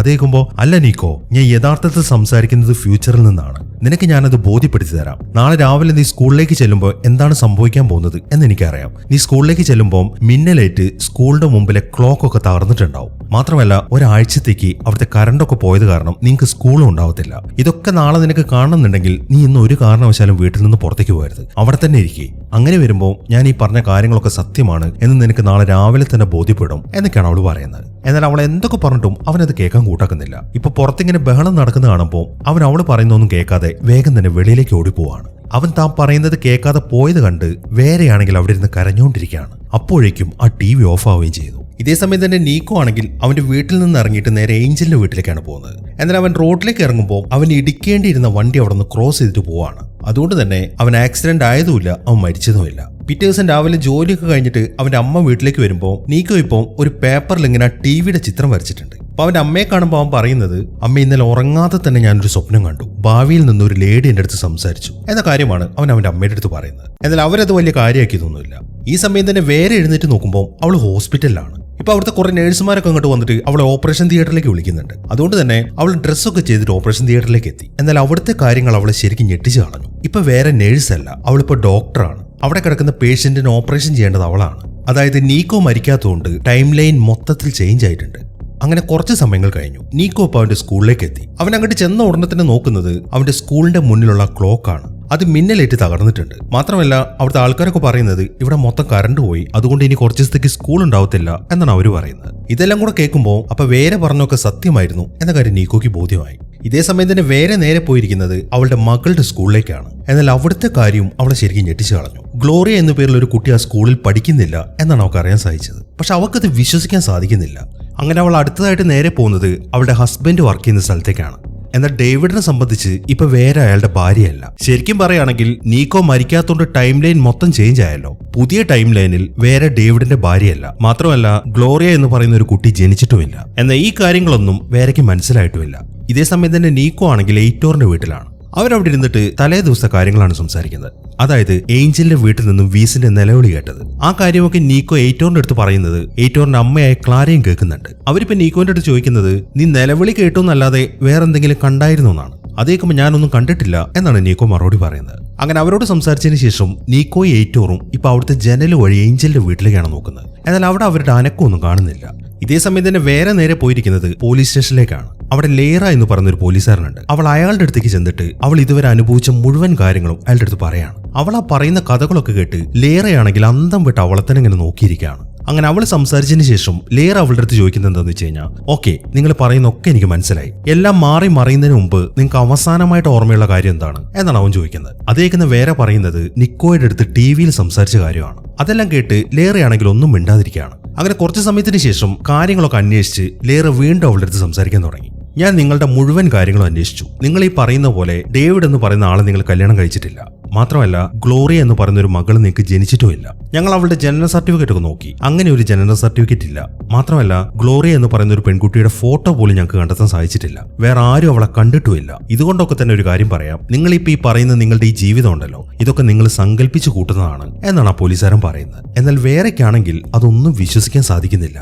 ഇതേസമയം നീക്കോ ആണെങ്കിൽ അവന്റെ വീട്ടിലിരുന്നിട്ട് അവന്റെ ഓർമ്മയിലുള്ള വേരയുടെ ചിത്രം വരച്ചുകൊണ്ടിരിക്കുകയാണ്. അതിനിടയിലാണ് ആ ടി വി ഓൺ ആവുന്നത്. അവൻ ഉടനെ തന്നെ ആ ടിവിയുടെ മുന്നിലേക്ക് ചെന്നു. എന്നാൽ ആളെ വ്യക്തമായിട്ട് കാണാൻ പറ്റുന്നില്ല, ഒരു നിഴല് മാത്രമേ കാണുന്നുള്ളൂ. പെട്ടെന്ന് തന്നെ ടി വിയിൽ ആ ചാനൽ കട്ടാവുകയും ചെയ്തു. ഈ സമയത്താണ് പുറത്തെ ഏഞ്ചലിന്റെ വീട്ടിൽ നിന്നൊരു ശബ്ദം കേൾക്കുന്നത്. അവൻ അങ്ങോട്ട് ചെന്ന് നോക്കുമ്പോൾ ഏഞ്ചൽ ഇപ്പോൾ ഒരാളോട് സംസാരിക്കുകയാണ്. അതെല്ലാം നോക്കിക്കൊണ്ട് നിൽക്കുകയാണ് അവൻ. ഇതേസമയം തന്നെ ലേറയാണെങ്കിൽ അവന്റെ ഓഫീസിൽ നിൽക്കുകയാണ്. വേറെയുടെ കാര്യം ആലോചിച്ചിട്ട് അവൻ ഇപ്പോഴും ടെൻഷനുണ്ട്. അതുകൊണ്ട് തന്നെ അവൻ നേരെ ഹോസ്പിറ്റലിലേക്കാണ് പോകുന്നത്. ഈ സമയം അവിടുത്തെ ഡോക്ടർ വേറെയുടെ ബ്രെയിൻ ഒക്കെ സ്കാൻ ചെയ്തുകൊണ്ടിരിക്കുകയാണ്. ഇതൊക്കെ അവനും കാണുന്നുണ്ട്. അങ്ങനെ ആ സ്കാനിങ്ങിന് ശേഷം ഡോക്ടർ അവളുടെ അടുത്ത് കാര്യങ്ങൾ പറയാൻ തുടങ്ങി. സ്കാനിങ്ങിലൊന്നും ഒരു കുഴപ്പമില്ല. ഒരു പക്ഷെ നിന്റെ തോന്നലുകളൊക്കെ നീ സങ്കല്പിച്ച് കൂട്ടുന്നതായിരിക്കാനാണ് സാധ്യത. പിന്നെ നീ നിന്റെ ഭർത്താവാണെന്ന് പറഞ്ഞ ഡേവിഡ് ഉണ്ടല്ലോ, യഥാർത്ഥത്തിൽ അവൻ നിന്റെ ഭർത്താവല്ല. പക്ഷെ അവനെ നിനക്ക് പരിചയമുണ്ട്. അവന്റെ തലയിൽ ഒരു ട്യൂമർ ഉണ്ടായിരുന്നു. അത് സർജറി ചെയ്തത് നീയാണ്. ഇങ്ങനെ ഒരു പരിചയം മാത്രമേ നിനക്ക് ഡേവിഡുമായിട്ടുള്ളൂ എന്നാണ് ഡോക്ടർ പറയുന്നത്. അതേക്കുമ്പോ ശരിയാണ്, ഡേവിഡിന്റെ തലയിൽ ഒരു ട്യൂമർ ഉണ്ടായിരുന്നു. പക്ഷെ ഞാൻ എങ്ങനെ അത് സർജറി ചെയ്യാനാണ്? ഞാനൊരു നേഴ്സല്ലേ, അത് സർജറി ചെയ്തത് നിങ്ങളാണ് എന്നാണ് അവള് പറയുന്നത്. അതേക്കുമ്പോ അല്ല വേര, അത് സർജറി ചെയ്തത് നീ തന്നെയാണ്. ആദ്യം നീ ഒരു ഡോക്ടറാണെന്നുള്ള കാര്യം ഒന്ന് ഉൾക്കൊള്ളു. ഞാൻ വേണമെന്നുണ്ടെങ്കിൽ നിനക്ക് ബോധ്യപ്പെടുത്തി തരാം എന്ന് പറഞ്ഞിട്ട് അയാൾ അവളെയും കൂട്ടി ഒരു റൂമിന്റെ അകത്തേക്കാണ് ചെല്ലുന്നത്. ഈ വേരയുടെ പല സർട്ടിഫിക്കറ്റും അവിടെ വെച്ചിട്ടുണ്ട്. അതായത് അവളെ ഡോക്ടറാണെന്ന് തെളിയിക്കുന്നത്. ഇതൊക്കെയാണ് ഡോക്ടർ അവൾക്ക് കാണിച്ചു കൊടുക്കുന്നത്. അതൊക്കെ കണ്ട് വേരയാണെങ്കിൽ ശരിക്കും ഞെട്ടി നിൽക്കുകയാണ്. അതിനിടയിലാണ് കാര്യങ്ങൾ പറയുന്നതിനിടയിൽ ഡോക്ടർ അവളുടെ തോള് കൈവയ്ക്കുന്നത്. അയാൾ അവളുടെ ദേഹത്ത് ടച്ച് ചെയ്തതും പെട്ടെന്ന് അവൾക്ക് എന്തൊക്കെയോ ഓർമ്മകൾ വരാൻ തുടങ്ങി. ആ ഓർമ്മകളിൽ അവൾ കാണുന്നത് അവളൊരു ഡോക്ടറാണെന്നുള്ളതാണ്. ഇതും കൂടെ ആവുമ്പോൾ അവളുടെ ടെൻഷൻ കൂടാൻ തുടങ്ങി. അവളിപ്പോ ഡോക്ടറുടെ അടുത്ത് ചോദിക്കുന്നത്, ശരിക്കും പറഞ്ഞ അപ്പൊ എന്റെ ഓർമ്മകളൊക്കെ വളച്ചൊടിക്കപ്പെടുകയാണോ? അപ്പൊ പിന്നെ ഗ്ലോറിയ എവിടെ എന്നാണ് വേറെ ചോദിക്കുന്നത്. അതേക്കുമ്പോ ഇല്ല വേര, ഗ്ലോറിയ എന്ന് പറയുന്നൊരു മകള് നിനക്കില്ല. നീ ഈ കുട്ടിയെ കണ്ടില്ലേ? 12 ദിവസം മുമ്പ് ഇവളുടെ ഓപ്പറേഷൻ നടത്തിയ നീയാണ്. ഒരാളും ഈ ഓപ്പറേഷൻ ഏറ്റെടുത്തിട്ടില്ലായിരുന്നു. കാരണം ഓപ്പറേഷൻ ചെയ്തിട്ട് കാര്യമില്ല എന്ന കാര്യം എല്ലാവർക്കും അറിയാമായിരുന്നു. എന്നിട്ടും നീ അത് ഏറ്റെടുത്തു. പക്ഷെ നീ വിചാരിച്ചിട്ട് പോലും അവളെ നിനക്ക് രക്ഷിക്കാൻ കഴിഞ്ഞില്ല. അതിനെ തുടർന്ന് മാനസികമായിട്ട് നിനക്ക് വല്ലാത്ത പ്രശ്നങ്ങൾ ഉണ്ടായിരുന്നു. ആ പ്രശ്നങ്ങൾ ഉള്ളതുകൊണ്ടായിരിക്കും നീ ഇങ്ങനെ ഒരു ജീവിതം സങ്കല്പിക്കുന്നത് എന്നൊക്കെയാണ് ഡോക്ടർ പറയുന്നത്. ഡോക്ടർ ഈ കാര്യങ്ങളൊക്കെ പറയുന്നതിനിടയിലാണ് പെട്ടെന്ന് അവിടെ ഇടി വെട്ടുന്നത്. അത് കണ്ട ഉടനെ തന്നെ വേഗം തന്നെ അവിടുത്തെ കർട്ടൻ മാറ്റിയിട്ട് പുറത്തേക്കാണ് നോക്കുന്നത്. ഈ സമയം അവൾ ഓർക്കുന്നത് നിക്കോയുടെ കാര്യമാണ്. ഒരുപക്ഷെ ഞാൻ ഈ അനുഭവിക്കുന്നതിനൊക്കെ മറ്റൊരു വിശദീകരണം ഉണ്ടാവാൻ സാധ്യതയുണ്ട് എന്ന് പറഞ്ഞിട്ട് അവൾ വേഗം വെളിയിലേക്ക് ഇറങ്ങി. ഈ സമയം പോലീസുകാരനായ ലേറെ അവിടെ നിൽക്കുന്നുണ്ട്. അവൾ ഇത് എന്തിനുള്ള പുറപ്പാടാണെന്ന് കരുതിയിട്ട് അവനും അവളുടെ പുറകെ പോവാണ്. ഈ സമയം അവൾ അവന്റെ അടുത്ത് പറയുന്നത് എന്താണെന്ന് വെച്ച് കഴിഞ്ഞാൽ, ഇതിനെല്ലാം കാരണം അന്ന് രാത്രി ആ ഇടി വെട്ടിയതാണ്. ഒരുപക്ഷെ ഞാൻ ആ പയ്യന്റെ ജീവൻ രക്ഷിച്ചിട്ടുണ്ടായിരിക്കും. അതുകൊണ്ട് എനിക്ക് ഉടനെ തന്നെ കണ്ടെത്തണം ആ പയ്യൻ ജീവനോടെയുണ്ടോ അതോ മരിച്ചോ എന്ന്. എങ്കിൽ മാത്രമേ എനിക്ക് എന്റെ മകളെ തിരിച്ചു കിട്ടൂ എന്ന് പറഞ്ഞിട്ട് അവൾ അവളുടെ വണ്ടി എടുത്തിട്ട് അവിടെ നിന്ന് പോവാണ്. ഇതേ സമയം തന്നെ പാസ്റ്റില് നീക്കോ ആണെങ്കിൽ അവന്റെ വീട്ടിലേക്ക് പോകുന്ന വഴിയാണ്. ഈ സമയം ഏഞ്ചലിന്റെ വീട്ടിന് മുമ്പിലെത്തുമ്പോൾ ഏഞ്ചൽ അയാളുടെ കാറും എടുത്തിട്ട് വെളിയിലോട്ട് പോകുന്നതാണ് അവൻ കാണുന്നത്. അങ്ങനെ അയാൾ നേരെ പോകുന്നത് അയാളുടെ അറവുശാലയിലേക്കാണ്. അതിനകത്ത് ചെന്നിട്ട് അയാൾ കുറെ കത്തിയും കാര്യങ്ങളൊക്കെ എടുത്തു. ഈ സമയം നീക്കോ ആണെങ്കിൽ അയാൾ വീട്ടിലില്ലാത്തതുകൊണ്ട് വീസിനെ അന്വേഷിച്ച് അയാളുടെ വീട്ടിലേക്ക് കയറി. എന്നാൽ അവിടെയൊന്നും അവളെ കാണുന്നില്ല. എങ്കിലും അവൻ അവിടേക്ക് സെർച്ച് ചെയ്തിട്ട് ആ വീടിന്റെ മുകൾ ഭാഗത്തേക്ക് എത്തി. ഈ സമയം അവിടുത്തെ വാഷ് ബേസിന്റെ മുമ്പിലായിട്ട് ഒരു വാച്ച് വെച്ചിട്ടുണ്ട്. അതിപ്പോ പൊട്ടിപ്പോയിരിക്കുകയാണ്. മാത്രമല്ല അതിൽ ചോരപ്പാടും കാണുന്നുണ്ട്. അങ്ങനെ ആ അന്വേഷണത്തിനിടയിലാണ് അവിടുത്തെ ബാത്ടബില് അവനൊരു ഞെട്ടിക്കുന്ന കാഴ്ച കാണുന്നത്. അത് വീസായിരുന്നു. ഏഞ്ചൽ അവളെ കൊന്നിട്ട് അതിനകത്തിട്ടിരിക്കുകയാണ്. അത് കണ്ട ഉടനെ തന്നെ പേടിച്ചവൻ ആ കർട്ടൻ മാറ്റിയിട്ട് വെളിയിലേക്ക് ഇറങ്ങി. ഈ സമയത്താണ് അവൻ മറ്റൊരു കാര്യം ഓർക്കുന്നത്. അവൻ കുറച്ചു മുമ്പേ ഈ ഏഞ്ചൽ വേറൊരുത്തിന്റെ അടുത്ത് സംസാരിക്കുന്ന കണ്ടിട്ടില്ലായിരുന്നു. അപ്പൊ അയാൾ ഒരു പൊതി ഏഞ്ചലിന് കൊടുത്തിട്ടുണ്ടായിരുന്നു. അതെന്താണെന്ന് അറിയാൻ വേണ്ടി നീക്കോ അയാളുടെ മേശയൊക്കെ ചെക്ക് ചെയ്യാൻ തുടങ്ങി. അവിടെ നിന്ന് ആ പൊതി അവൻ കണ്ടെടുക്കുകയും ചെയ്തു. ആ പൊതി തുറന്നു നോക്കുമ്പോൾ അതിനകത്തൊരു പാസ്പോർട്ടും കുറച്ച് പൈസയുമാണ് ഉണ്ടായിരുന്നത്. അവൻ അതൊക്കെ നോക്കിക്കൊണ്ട് നിൽക്കുമ്പോഴാണ് ഏഞ്ചൽ ആ വീട്ടിലേക്ക് വരുന്നത്. അയാൾ വലിയ 2 ബാഗും എടുത്തിട്ട് ആ വീടിന്റെ മുകളിലേക്ക് കയറാൻ തുടങ്ങി. അയാൾ അങ്ങോട്ട് വരുന്നത് കാണുമ്പോൾ നീക്കോ എന്ത് ചെയ്യുന്ന വെച്ച് കഴിഞ്ഞാൽ അയാളുടെ കട്ടിലിന്റെ അടിയിലേക്ക് ഇരുന്നു. അങ്ങനെ അയാൾ മുകളിലേക്ക് കയറി വന്നിട്ട് വീസിന്റെ ഡെഡ് ബോഡി കിടക്കുന്ന ബാത്റൂമിലേക്കാണ് പോകുന്നത്. ഈ സമയത്താണ് നീക്കോ മറ്റൊരു കാര്യം കാണുന്നത്. അവിടെ ഒരു ലേഡിയുടെ വാച്ച് വീണ് കിടക്കുന്നുണ്ട്. അവൻ ഉടനെ തന്നെ അതെടുത്തു. അത് ചെക്ക് ചെയ്യുമ്പോൾ അതിന്റെ പുറകിലായിട്ട് CM എന്ന് എഴുതിയിട്ടുണ്ട്. ഇതേസമയം തന്നെ ഏഞ്ചൽ ആണെങ്കിൽ വീസിന്റെ ഡെഡ് ബോഡി ഇങ്ങനെ കട്ട് ചെയ്തുകൊണ്ടിരിക്കുകയാണ്. അയാൾ ഇങ്ങനെ അത് വെട്ടിമുറിക്കുന്ന ശബ്ദം ആ കട്ടിന്റെ അടിയിൽ കിടന്നിട്ട് വീക്കോയും കേൾക്കുന്നുണ്ട്. മനുഷ്യന്റെ ശരീരം ഇങ്ങനെ വെട്ടിമുറിക്കുന്ന ആ ശബ്ദം കേട്ട് അവൻ വല്ലാണ്ട് പേടിച്ച് അതിന്റെ അടിയിൽ തന്നെ കിടക്കുകയാണ്. ഇതേസമയം തന്നെ വേറെയാണെങ്കിൽ നേരെ പോയിരിക്കുന്നത് അവളുടെ വീട്ടിലേക്കാണ്. അതായത് നീക്കോയുടെ വീട്ടിലേക്ക്. എന്നാൽ ഈ ടൈം ലൈനിൽ ഇത് ഇവളുടെ വീടല്ല. അത് അതിന്റെ അകത്തേക്ക് കയറി ചെല്ലുമ്പോൾ അവൾക്ക് മനസ്സിലായി മറ്റാരാണ് അവിടെ താമസിക്കുന്നത്. അങ്ങനെ അവൾ വേഗം ചെന്നിട്ട് അവിടുത്തെ കമ്പ്യൂട്ടറൊക്കെ ഓപ്പൺ ചെയ്തു. എന്നിട്ട് അവൾ അതിൽ സെർച്ച് ചെയ്യുന്നത് നീക്കോയെ കുറിച്ചാണ്. എന്നാൽ നീക്കോയുടെ പേരടിച്ചു നോക്കുമ്പോൾ ഇന്റർനെറ്റിൽ പറയുന്നത് ഇത് മിറാഷ് എന്ന നോവലിലെ ഒരു സാങ്കല്പിക കഥാപാത്രമാണെന്നാണ്. അവൾ അതൊക്കെ നോക്കിക്കൊണ്ട് നിൽക്കുമ്പോഴാണ് ആ വീട്ടിൽ താമസിക്കുന്ന ലേഡി അങ്ങോട്ട് വരുന്നത്. അവളെ കണ്ടതും ആ ലേഡി ദേഷ്യപ്പെടാൻ തുടങ്ങി. അപ്പൊ നീയാണല്ലേ ഇടയ്ക്കിടയ്ക്ക് ഈ വീടിന്റെ അകത്തേക്ക് അതിക്രമിച്ച് കയറുന്നത് എന്നൊക്കെയാണ് ആ ലേഡി ചോദിക്കുന്നത്. എന്നാൽ അത് കേൾക്കുമ്പോൾ വേറെ പറയുന്നത് ഇത് എന്റെ വീടാണ്, എന്റെ വീട് മാത്രമല്ല, നീക്കോ എന്ന് പറഞ്ഞൊരു പയ്യനും ഇവിടെ താമസിച്ചിട്ടുണ്ട്, ഇവിടെ ഒരു ടിവിയും ക്യാമറയൊക്കെ ഉണ്ടായിരുന്നല്ലോ, അതൊക്കെ നിങ്ങൾ എങ്ങോട്ടാണ് മാറ്റിയത് എന്നൊക്കെയാണ് വേറെ ചോദിക്കുന്നത്. ഈ സമയത്താണ് ആ ലേഡിയുടെ ഹസ്ബൻഡ് അങ്ങോട്ട് വരുന്നത്. അത് ഡേവിഡ് ആയിരുന്നു. അപ്പോൾ ഈ ടൈം ലൈനിൽ ഡേവിഡിന്റെ ഭാര്യയാണ് ഈ ലേഡി. ഡേവിഡ് വേറെ കണ്ടതും അവൻ വല്ലാണ്ട് ദേഷ്യപ്പെടാൻ തുടങ്ങി. അപ്പൊ നീ ഇവിടെയും വന്നോ എന്നൊക്കെ ചോദിച്ചിട്ടാണ് അവൻ ഇങ്ങനെ ദേഷ്യപ്പെടുന്നത്. അതിനിടയിൽ അവന്റെ ഭാര്യയാണെങ്കിൽ നേരെ ചെന്നിട്ട് പോലീസിനെ വിളിക്കുകയും ചെയ്തു. എന്നാൽ ഈ സമയം വേറെ സംസാരിക്കുന്നത് ഡേവിഡ് അവളുടെ ഭർത്താവാണെന്ന രീതിയിലാണ്. ഞാൻ പറയുന്ന ഒന്ന് കേക്ക് ഡേവിഡ്, നമ്മുടെ മകളായ ഗ്ലോറിയെ കാണുന്നില്ല, ഞാൻ അവളെ അന്വേഷിച്ച് നടക്കുകയാണ് എന്നൊക്കെയാണ് വേറെ ഇങ്ങനെ പറയുന്നത്. ഇതെല്ലാം കൂടെ കേൾക്കുമ്പോൾ ഡേവിഡിന്റെ ഭാര്യയ്ക്ക് ശരിക്കും ദേഷ്യം വരാൻ തുടങ്ങി. അവൾ ഉടനെ തന്നെ വേറെ പിടിച്ചിടിക്കുകയാണ്. എന്നാൽ പെട്ടെന്നാണ് അവിടെ ഇടിവെട്ടുന്നു, കറണ്ട് പോകുന്നു. ഈ ഒരു അവസരത്തിൽ വേറെയാണെങ്കിൽ പുറത്തേക്ക് ഇറങ്ങി ഓടുകയും ചെയ്തു. എന്നാൽ ഈ സമയമാകുമ്പോഴേക്കും പോലീസുകാർ അങ്ങോട്ട് എത്തി. പോലീസുകാർ അങ്ങോട്ട് വരുന്ന കാണുമ്പോൾ വേറെ ആ വീടിന്റെ പുറകിലൂടെ ഓടാൻ തുടങ്ങി. അങ്ങനെ അവളിപ്പോ നേരെ ഓടി ചെല്ലുന്നത് ആ ഏഞ്ചലിന്റെ വീടിന്റെ അടുത്തേക്കാണ്. ഈ സമയം പോലീസുകാരൊക്കെ അങ്ങോട്ട് വന്ന് കാണുമ്പോൾ ഏഞ്ചലും അയാളുടെ ഭാര്യയും വെളിയിലേക്ക് ഇറങ്ങി. ഏഞ്ചലിന്റെ ഭാര്യയെ കാണുമ്പോൾ വേറെക്ക് ശരിക്കും അത്ഭുതമായി. അത് എയ്റ്റോറിന്റെ അമ്മയായ ക്ലാരയായിരുന്നു. അങ്ങനെ അവർ പുറത്തേക്ക് ഇറങ്ങി നിൽക്കുമ്പോഴാണ് വീടിന്റെ കോളിംഗ് ബെൽ അടിക്കുന്നത്. അത് കേട്ട ഉടനെ തന്നെ ഏഞ്ചലും ക്ലാരയും അകത്തേക്ക് ചെന്നിട്ട് ഫ്രണ്ടിലെ വാതിൽ തുറന്നു കൊടുത്തു. അത് ആ ലെയ്റ എന്ന് പറയുന്ന പോലീസുകാരനാണ്. അയാൾ വന്ന ഉടനെ തന്നെ ചോദിക്കുന്നത് ഈ ഫോട്ടോയിൽ കാണുന്ന ലേഡി എങ്ങനെ ഇങ്ങോട്ട് ഓടി വന്നോ എന്നാണ്. എന്നാൽ അവർ പറയുന്നത് ഞങ്ങൾ ഇങ്ങനെ ഒരു ലേഡിയെ കണ്ടിട്ടില്ല എന്നാണ്. അങ്ങനെ അവരോട് സംസാരിച്ചതിന് ശേഷം ലെയ്റ പുറത്തേക്ക് ഇറങ്ങി. ഈ സമയം ആകുമ്പോഴേക്കും ശബ്ദമൊക്കെ കേട്ട് കുറെ ആൾക്കാരൊക്കെ അവിടെ കൂടിയിട്ടുണ്ട്. ഈ സമയത്താണ് ക്ലാരയുടെ മകനായ എയ്റ്റോർ അങ്ങോട്ട് വരുന്നത്. അവനിപ്പോ ഇവരുടെ കൂടെയാണ് താമസിക്കുന്നത്. എന്നാൽ ഈ എയ്റ്റോർ എന്ന് പറയുന്നത് ഏഞ്ചലിന്റെ മകനല്ല, എയ്റ്റോറിന്റെ രണ്ടാമത്തെ അച്ഛനാണ് ഏഞ്ചൽ. അങ്ങനെ പോലീസുകാരൊക്കെ പോയി കഴിഞ്ഞതിന് ശേഷം ഏഞ്ചൽ ക്ലാരയും കൊണ്ട് അയാളുടെ വീട്ടിലേക്ക് കയറി. ഈ സമയം ക്ലാരയാണെങ്കിൽ വല്ലാത്തൊരു വിഷമത്തിലാണ്. ഇവിടെയാണ് ഒരു സസ്പെൻസ് റിവീൽ ആവുന്നത്. അതായത് ഏഞ്ചൽ അയാളെ ഭാര്യയെ കൊന്നല്ലോ, അത് ഈ ക്ലാരയെ കിട്ടാൻ വേണ്ടിയിട്ടായിരുന്നു. ഇതേ സമയം തന്നെ പാസ്റ്റിലാണെങ്കിൽ വീസിനെ വെട്ടി നുറുക്കി പെട്ടികളിലാക്കിയിട്ട് ഏഞ്ചൽ ആ പെട്ടിയും കൊണ്ട് പുറത്തേക്ക് ഇറങ്ങാൻ തുടങ്ങുകയാണ്. ഈ സമയത്താണ് അവിടെ ഫോൺ ബെല്ലടിക്കുന്നത്. അയാൾ ഫോൺ എടുത്ത് നോക്കുമ്പോൾ അത് ക്ലാരയായിരുന്നു. അവളുടെ വാച്ച് അവിടെ മിസ്സായിട്ടുണ്ട്, അത് ഉടനെ തന്നെ കണ്ടെത്തണം എന്നാണ് അവൾ വിളിച്ചറിയിക്കുന്നത്. അതെല്ലാം കേൾക്കുമ്പോൾ അതോർത്ത് നീ ടെൻഷൻ അടിക്കണ്ട, ആ വാച്ച് ഇവിടെ തന്നെ ഉണ്ടാവും, ഞാനത് എടുത്തോളാം. പിന്നെ നിന്റെ പാസ്പോർട്ടൊക്കെ എന്റെ കയ്യിലുണ്ട്, നീ എയർപോർട്ടിലേക്ക് എത്തുമ്പോഴേക്കും ഞാനും അങ്ങോട്ട് എത്തിക്കോളാം, ബാക്കി കാര്യങ്ങളൊക്കെ നമുക്ക് അവിടെ വെച്ച് സംസാരിക്കാം എന്നാണ് ഏഞ്ചൽ പറയുന്നത്. ഇതെല്ലാം കട്ടിലിന്റെ അടി കിടന്നിട്ട് നീക്കോയും ശ്രദ്ധിക്കുന്നുണ്ട്. അപ്പൊ അവര് സംസാരിക്കുന്ന അവന്റെ കയ്യിലുള്ള വാച്ചിനെ കുറിച്ചാണ് എന്ന കാര്യം അവന് മനസ്സിലായി. അങ്ങനെ ആ ഫോൺ കട്ട് ചെയ്തതിന് ശേഷം ഏഞ്ചൽ ഇപ്പൊ കട്ടിലിന്റെ അടിഭാഗത്താണ് പരിശോധിക്കുന്നത്. എന്നാൽ അപ്പോഴേക്കും നിക്കോ അവിടെ നിന്ന് പോയി കഴിഞ്ഞിരുന്നു. ഇനി കാണിക്കുന്നത് പ്രസന്റ് ഡേ ആണ്. അവിടെ ആ പോലീസുകാരൊക്കെ വന്നതിന് ശേഷം എയ്ത്തോർ അവന്റെ കാറുമായിട്ട് നേരെ എയർപോർട്ടിലേക്ക് പോവാണ്. എന്നാൽ കുറെ ദൂരം പോയി കഴിയുമ്പോഴാണ് അവന്റെ കാറിനകത്തിരിക്കുന്ന വേറെ അവൻ കാണുന്നത്. അത് കണ്ടതും അവൻ വണ്ടി നിർത്തി. ഈ ഒരു ടൈം ലൈനിൽ എയ്ത്തോർ ആദ്യമായിട്ടാണ് വേറെ കാണുന്നത്. മാത്രമല്ല അവനോട് ചോദിക്കാതെയാണ് അവൾ വണ്ടിക്കകത്ത് കയറിയത്. അതുകൊണ്ട് തന്നെ അവൻ വല്ലാതെ അവളുടെ അടുത്ത് ദേഷ്യപ്പെടാൻ തുടങ്ങി. എന്നാൽ ഈ സമയം വേറെ അവന്റെ അടുത്ത് പറയുന്നത് എന്താണെന്ന് വെച്ച് കഴിഞ്ഞാൽ, ഞാൻ പറയുന്ന ഒന്ന് കേക്ക് എയ്ത്തോർ, എനിക്ക് നിന്നെ നന്നായിട്ട് അറിയാം, അതുകൊണ്ടാണ് ഞാൻ ഈ വണ്ടിയിലേക്ക് കയറിയത്. ശരിക്കും പറഞ്ഞാൽ നമ്മൾ സുഹൃത്തുക്കളാണ് എന്ന് പറഞ്ഞിട്ട് അവൾ അവന്റെ പഴയ കാലത്തെ ചില കാര്യങ്ങളൊക്കെ പറയാൻ തുടങ്ങി. അത് കേൾക്കുമ്പോൾ അവൾക്ക് അവനെ അറിയാം എന്ന കാര്യം അവന് മനസ്സിലായി. അങ്ങനെ അവൻ അവളെയും കൂട്ടി നേരെ എയർപോർട്ടിലേക്കാണ് പോകുന്നത്. അവിടെ ചെന്നതിന് ശേഷം എങ്ങനെയാണ് അവൾക്ക് അവനെ പരിചയം എന്ന കാര്യങ്ങളൊക്കെ അവൾ അവന്റെ അടുത്ത് പറയാൻ തുടങ്ങി. 2001 കാലഘട്ടത്തിൽ ഇവർ ഒരുമിച്ചായിരുന്നു ട്രെയിനിൽ സഞ്ചരിച്ചുകൊണ്ടിരുന്നത്. അവൾ ഇരിക്കുന്ന സീറ്റിന്റെ തൊട്ട് ഓപ്പോസിറ്റ് ഇരുന്ന അവനായിരുന്നു. അതുകൊണ്ട് തന്നെ അവർക്ക് കണ്ട പരിചയമുണ്ട്. അങ്ങനെ ഒരു ദിവസം ആ ട്രെയിനിൽ നിന്ന് ഇറങ്ങാൻ തുടങ്ങുമ്പോഴാണ് അവൾ കാല് തെറ്റി താഴേക്ക് വീഴുന്നത്. ഈ സമയത്ത് എയ്ത്തോറാണ് അവളെ പിടിക്കുന്നത്. അങ്ങനെയാണ് അവർ തമ്മിൽ പരിചയപ്പെടുന്നത്. അതിനുശേഷം അവർ നല്ല സുഹൃത്തുക്കളായി. അങ്ങനെ ഒരു ദിവസം അവർ രണ്ടുപേരും കൂടെ സിനിമയ്ക്ക് പോയി. ആ സമയത്താണ് എയ്ത്തോർ അവന്റെ ഫ്രണ്ടായ ഡേവിഡിനെ അവൾക്ക് പരിചയപ്പെടുത്തി കൊടുക്കുന്നത്. അവർ ഒരുമിച്ചാണ് ഇരുന്ന് സിനിമ കണ്ടത്. അതിനുശേഷം അവളും ഡേവിഡും തമ്മിൽ റിലേഷനിലാവുമായിരുന്നു. ഈ ഒരു കാര്യമാണ് അവളിപ്പോൾ അവന്റെ അടുത്ത് പറയുന്നത്. അതെല്ലാം കേൾക്കുമ്പോൾ അങ്ങനെയാണല്ലേ നമ്മൾ പരിചയപ്പെട്ടത്. പക്ഷെ എന്തായാലും എന്നെ സംബന്ധിച്ചിട്ട് ഈ കാര്യങ്ങളൊന്നും എന്റെ ജീവിതത്തിൽ നടന്നിട്ടില്ല. എന്തായാലും നിന്നെ കണ്ടതിൽ വളരെ സന്തോഷം, നമുക്ക് പിന്നീട് കാണാമെന്നും പറഞ്ഞിട്ട് അവൻ അവൾക്ക് കൈ കൊടുത്തു. എന്നാൽ അവന്റെ കയ്യിൽ ടച്ച് ചെയ്യുമ്പോഴാണ് അവൾക്ക് പെട്ടെന്ന് ചില ഓർമ്മകൾ വരുന്നത്. ആ ഓർമ്മകളിൽ അവൾ മറ്റൊരാളുമായിട്ട് റിലേഷനിലാണ്. മാത്രമല്ല ആ ട്രെയിനിൽ വെച്ചിട്ട് അവൾ എയ്ത്തോറിനെ കണ്ടിട്ടുണ്ട്. എന്നാൽ ഈ ടൈം ലൈനിൽ അവളുടെ ഓപ്പോസിറ്റ് സീറ്റിലായിരുന്നില്ല എയ്ത്തോർ ഉണ്ടായിരുന്നത്. അവൻ അവിടെ നിൽക്കുകയായിരുന്നു. മാത്രമല്ല അവളുടെ ഓപ്പോസിറ്റ് സീറ്റിൽ മറ്റൊരുത്തൻ ഇരിക്കുന്നുണ്ട്. അങ്ങനെ അവര് തമ്മിൽ പരിചയപ്പെട്ട് അവരാണ് റിലേഷനിലായത്. ഈ സമയം അവൾ അവന്റെ മുഖത്തേക്ക് ശ്രദ്ധിക്കുന്നുണ്ട്. എന്നാൽ പേപ്പർ വെച്ച് കവർ ചെയ്തുകൊണ്ട് ഓപ്പോസിറ്റ് ഇരിക്കുന്ന വ്യക്തി ആരാണെന്നുള്ള കാര്യമൊക്കെ മനസ്സിലായിട്ടില്ല. ഈ ഓർമ്മകളൊക്കെ മനസ്സിലേക്ക് വരുമ്പോൾ അവൾക്കൊരു ഞെട്ടലായിരുന്നു. അവളിപ്പോ എയ്ത്തോറിന്റെ അടുത്ത് പറയുന്നത്, ശരിക്കും നീ ആ ട്രെയിനിൽ ഉണ്ടായിരുന്നു, പക്ഷെ എന്റെ അടുത്ത് ആയിരുന്നില്ല നീ ഉണ്ടായിരുന്നത്. എന്തോ ചില കാരണങ്ങൾ കൊണ്ട് നമ്മൾ തമ്മിൽ പരിചയപ്പെടാതിരുന്നതാണ് എന്നൊക്കെയാണ് അവൾ ഒരു ഞെട്ടലോടെ പറയുന്നത്. ഇതെല്ലാം കൂടെ കേൾക്കുമ്പോൾ ഇവക്ക് ശരിക്കും ഭ്രാന്താണ് എന്നാണ് എയ്ത്തോറിന് തോന്നുന്നത്. അതുകൊണ്ട് തന്നെ മോളെ നീ വേഗം പോയി ഒരു ഡോക്ടറെ കാണാൻ നോക്ക്, നീ പറയുന്ന കാര്യങ്ങളൊന്നും എന്റെ ജീവിതത്തിൽ സംഭവിച്ചിട്ടില്ല എന്ന് പറഞ്ഞിട്ട് അവൻ എയർപോർട്ടിനകത്തേക്ക് നടക്കാൻ തുടങ്ങി. അത് കാണുമ്പോൾ നിക്ക് എയ്ത്തോർ, ഞാൻ ഇതൊന്നും പറയാനല്ല നിന്റെ അടുത്തേക്ക് വന്നത്, എനിക്കറിയേണ്ടത് നിന്റെ ഫ്രണ്ടായ നീക്കോയെ കുറിച്ചിട്ടാണ്. അവനിപ്പോ എവിടെയാണുള്ളത് എന്നാണ് അവള് ചോദിക്കുന്നത്. അത് കേൾക്കുമ്പോൾ നീക്കോയോ, അവനും ഇതും തമ്മിൽ എന്ത് ബന്ധമാണ് എന്നാണ് എയ്ത്തോർ തിരിച്ചു ചോദിക്കുന്നത്. ബന്ധമുണ്ട് എയ്ത്തോർ, നിങ്ങളുടെ ഒരു അയൽക്കാരനുണ്ടായിരുന്നല്ലോ ഏഞ്ചൽ, അയാൾ അയാളുടെ ഭാര്യയായ വീസും കൂടി ആയിരുന്നല്ലോ അവിടെ താമസിച്ചിരുന്നത്. അയാൾ അയാളുടെ ഭാര്യയെ കൊന്നു, അത് നിക്കോ കണ്ടിട്ടുണ്ട്. അതിനെ തുടർന്ന് അവനൊരു വണ്ടി ഇടിച്ച് മരിക്കുകയും ചെയ്തു. പക്ഷെ പിന്നീട് ഞാൻ തന്നെ അവനെ രക്ഷിച്ചു എന്നാണ് ഞാൻ വിചാരിക്കുന്നത്. അതുകൊണ്ട് എനിക്ക് അവൻ ജീവനോടെ ഉണ്ടോ ഇല്ലെന്ന് അറിയണം എന്നാണ് അവള് പറയുന്നത്.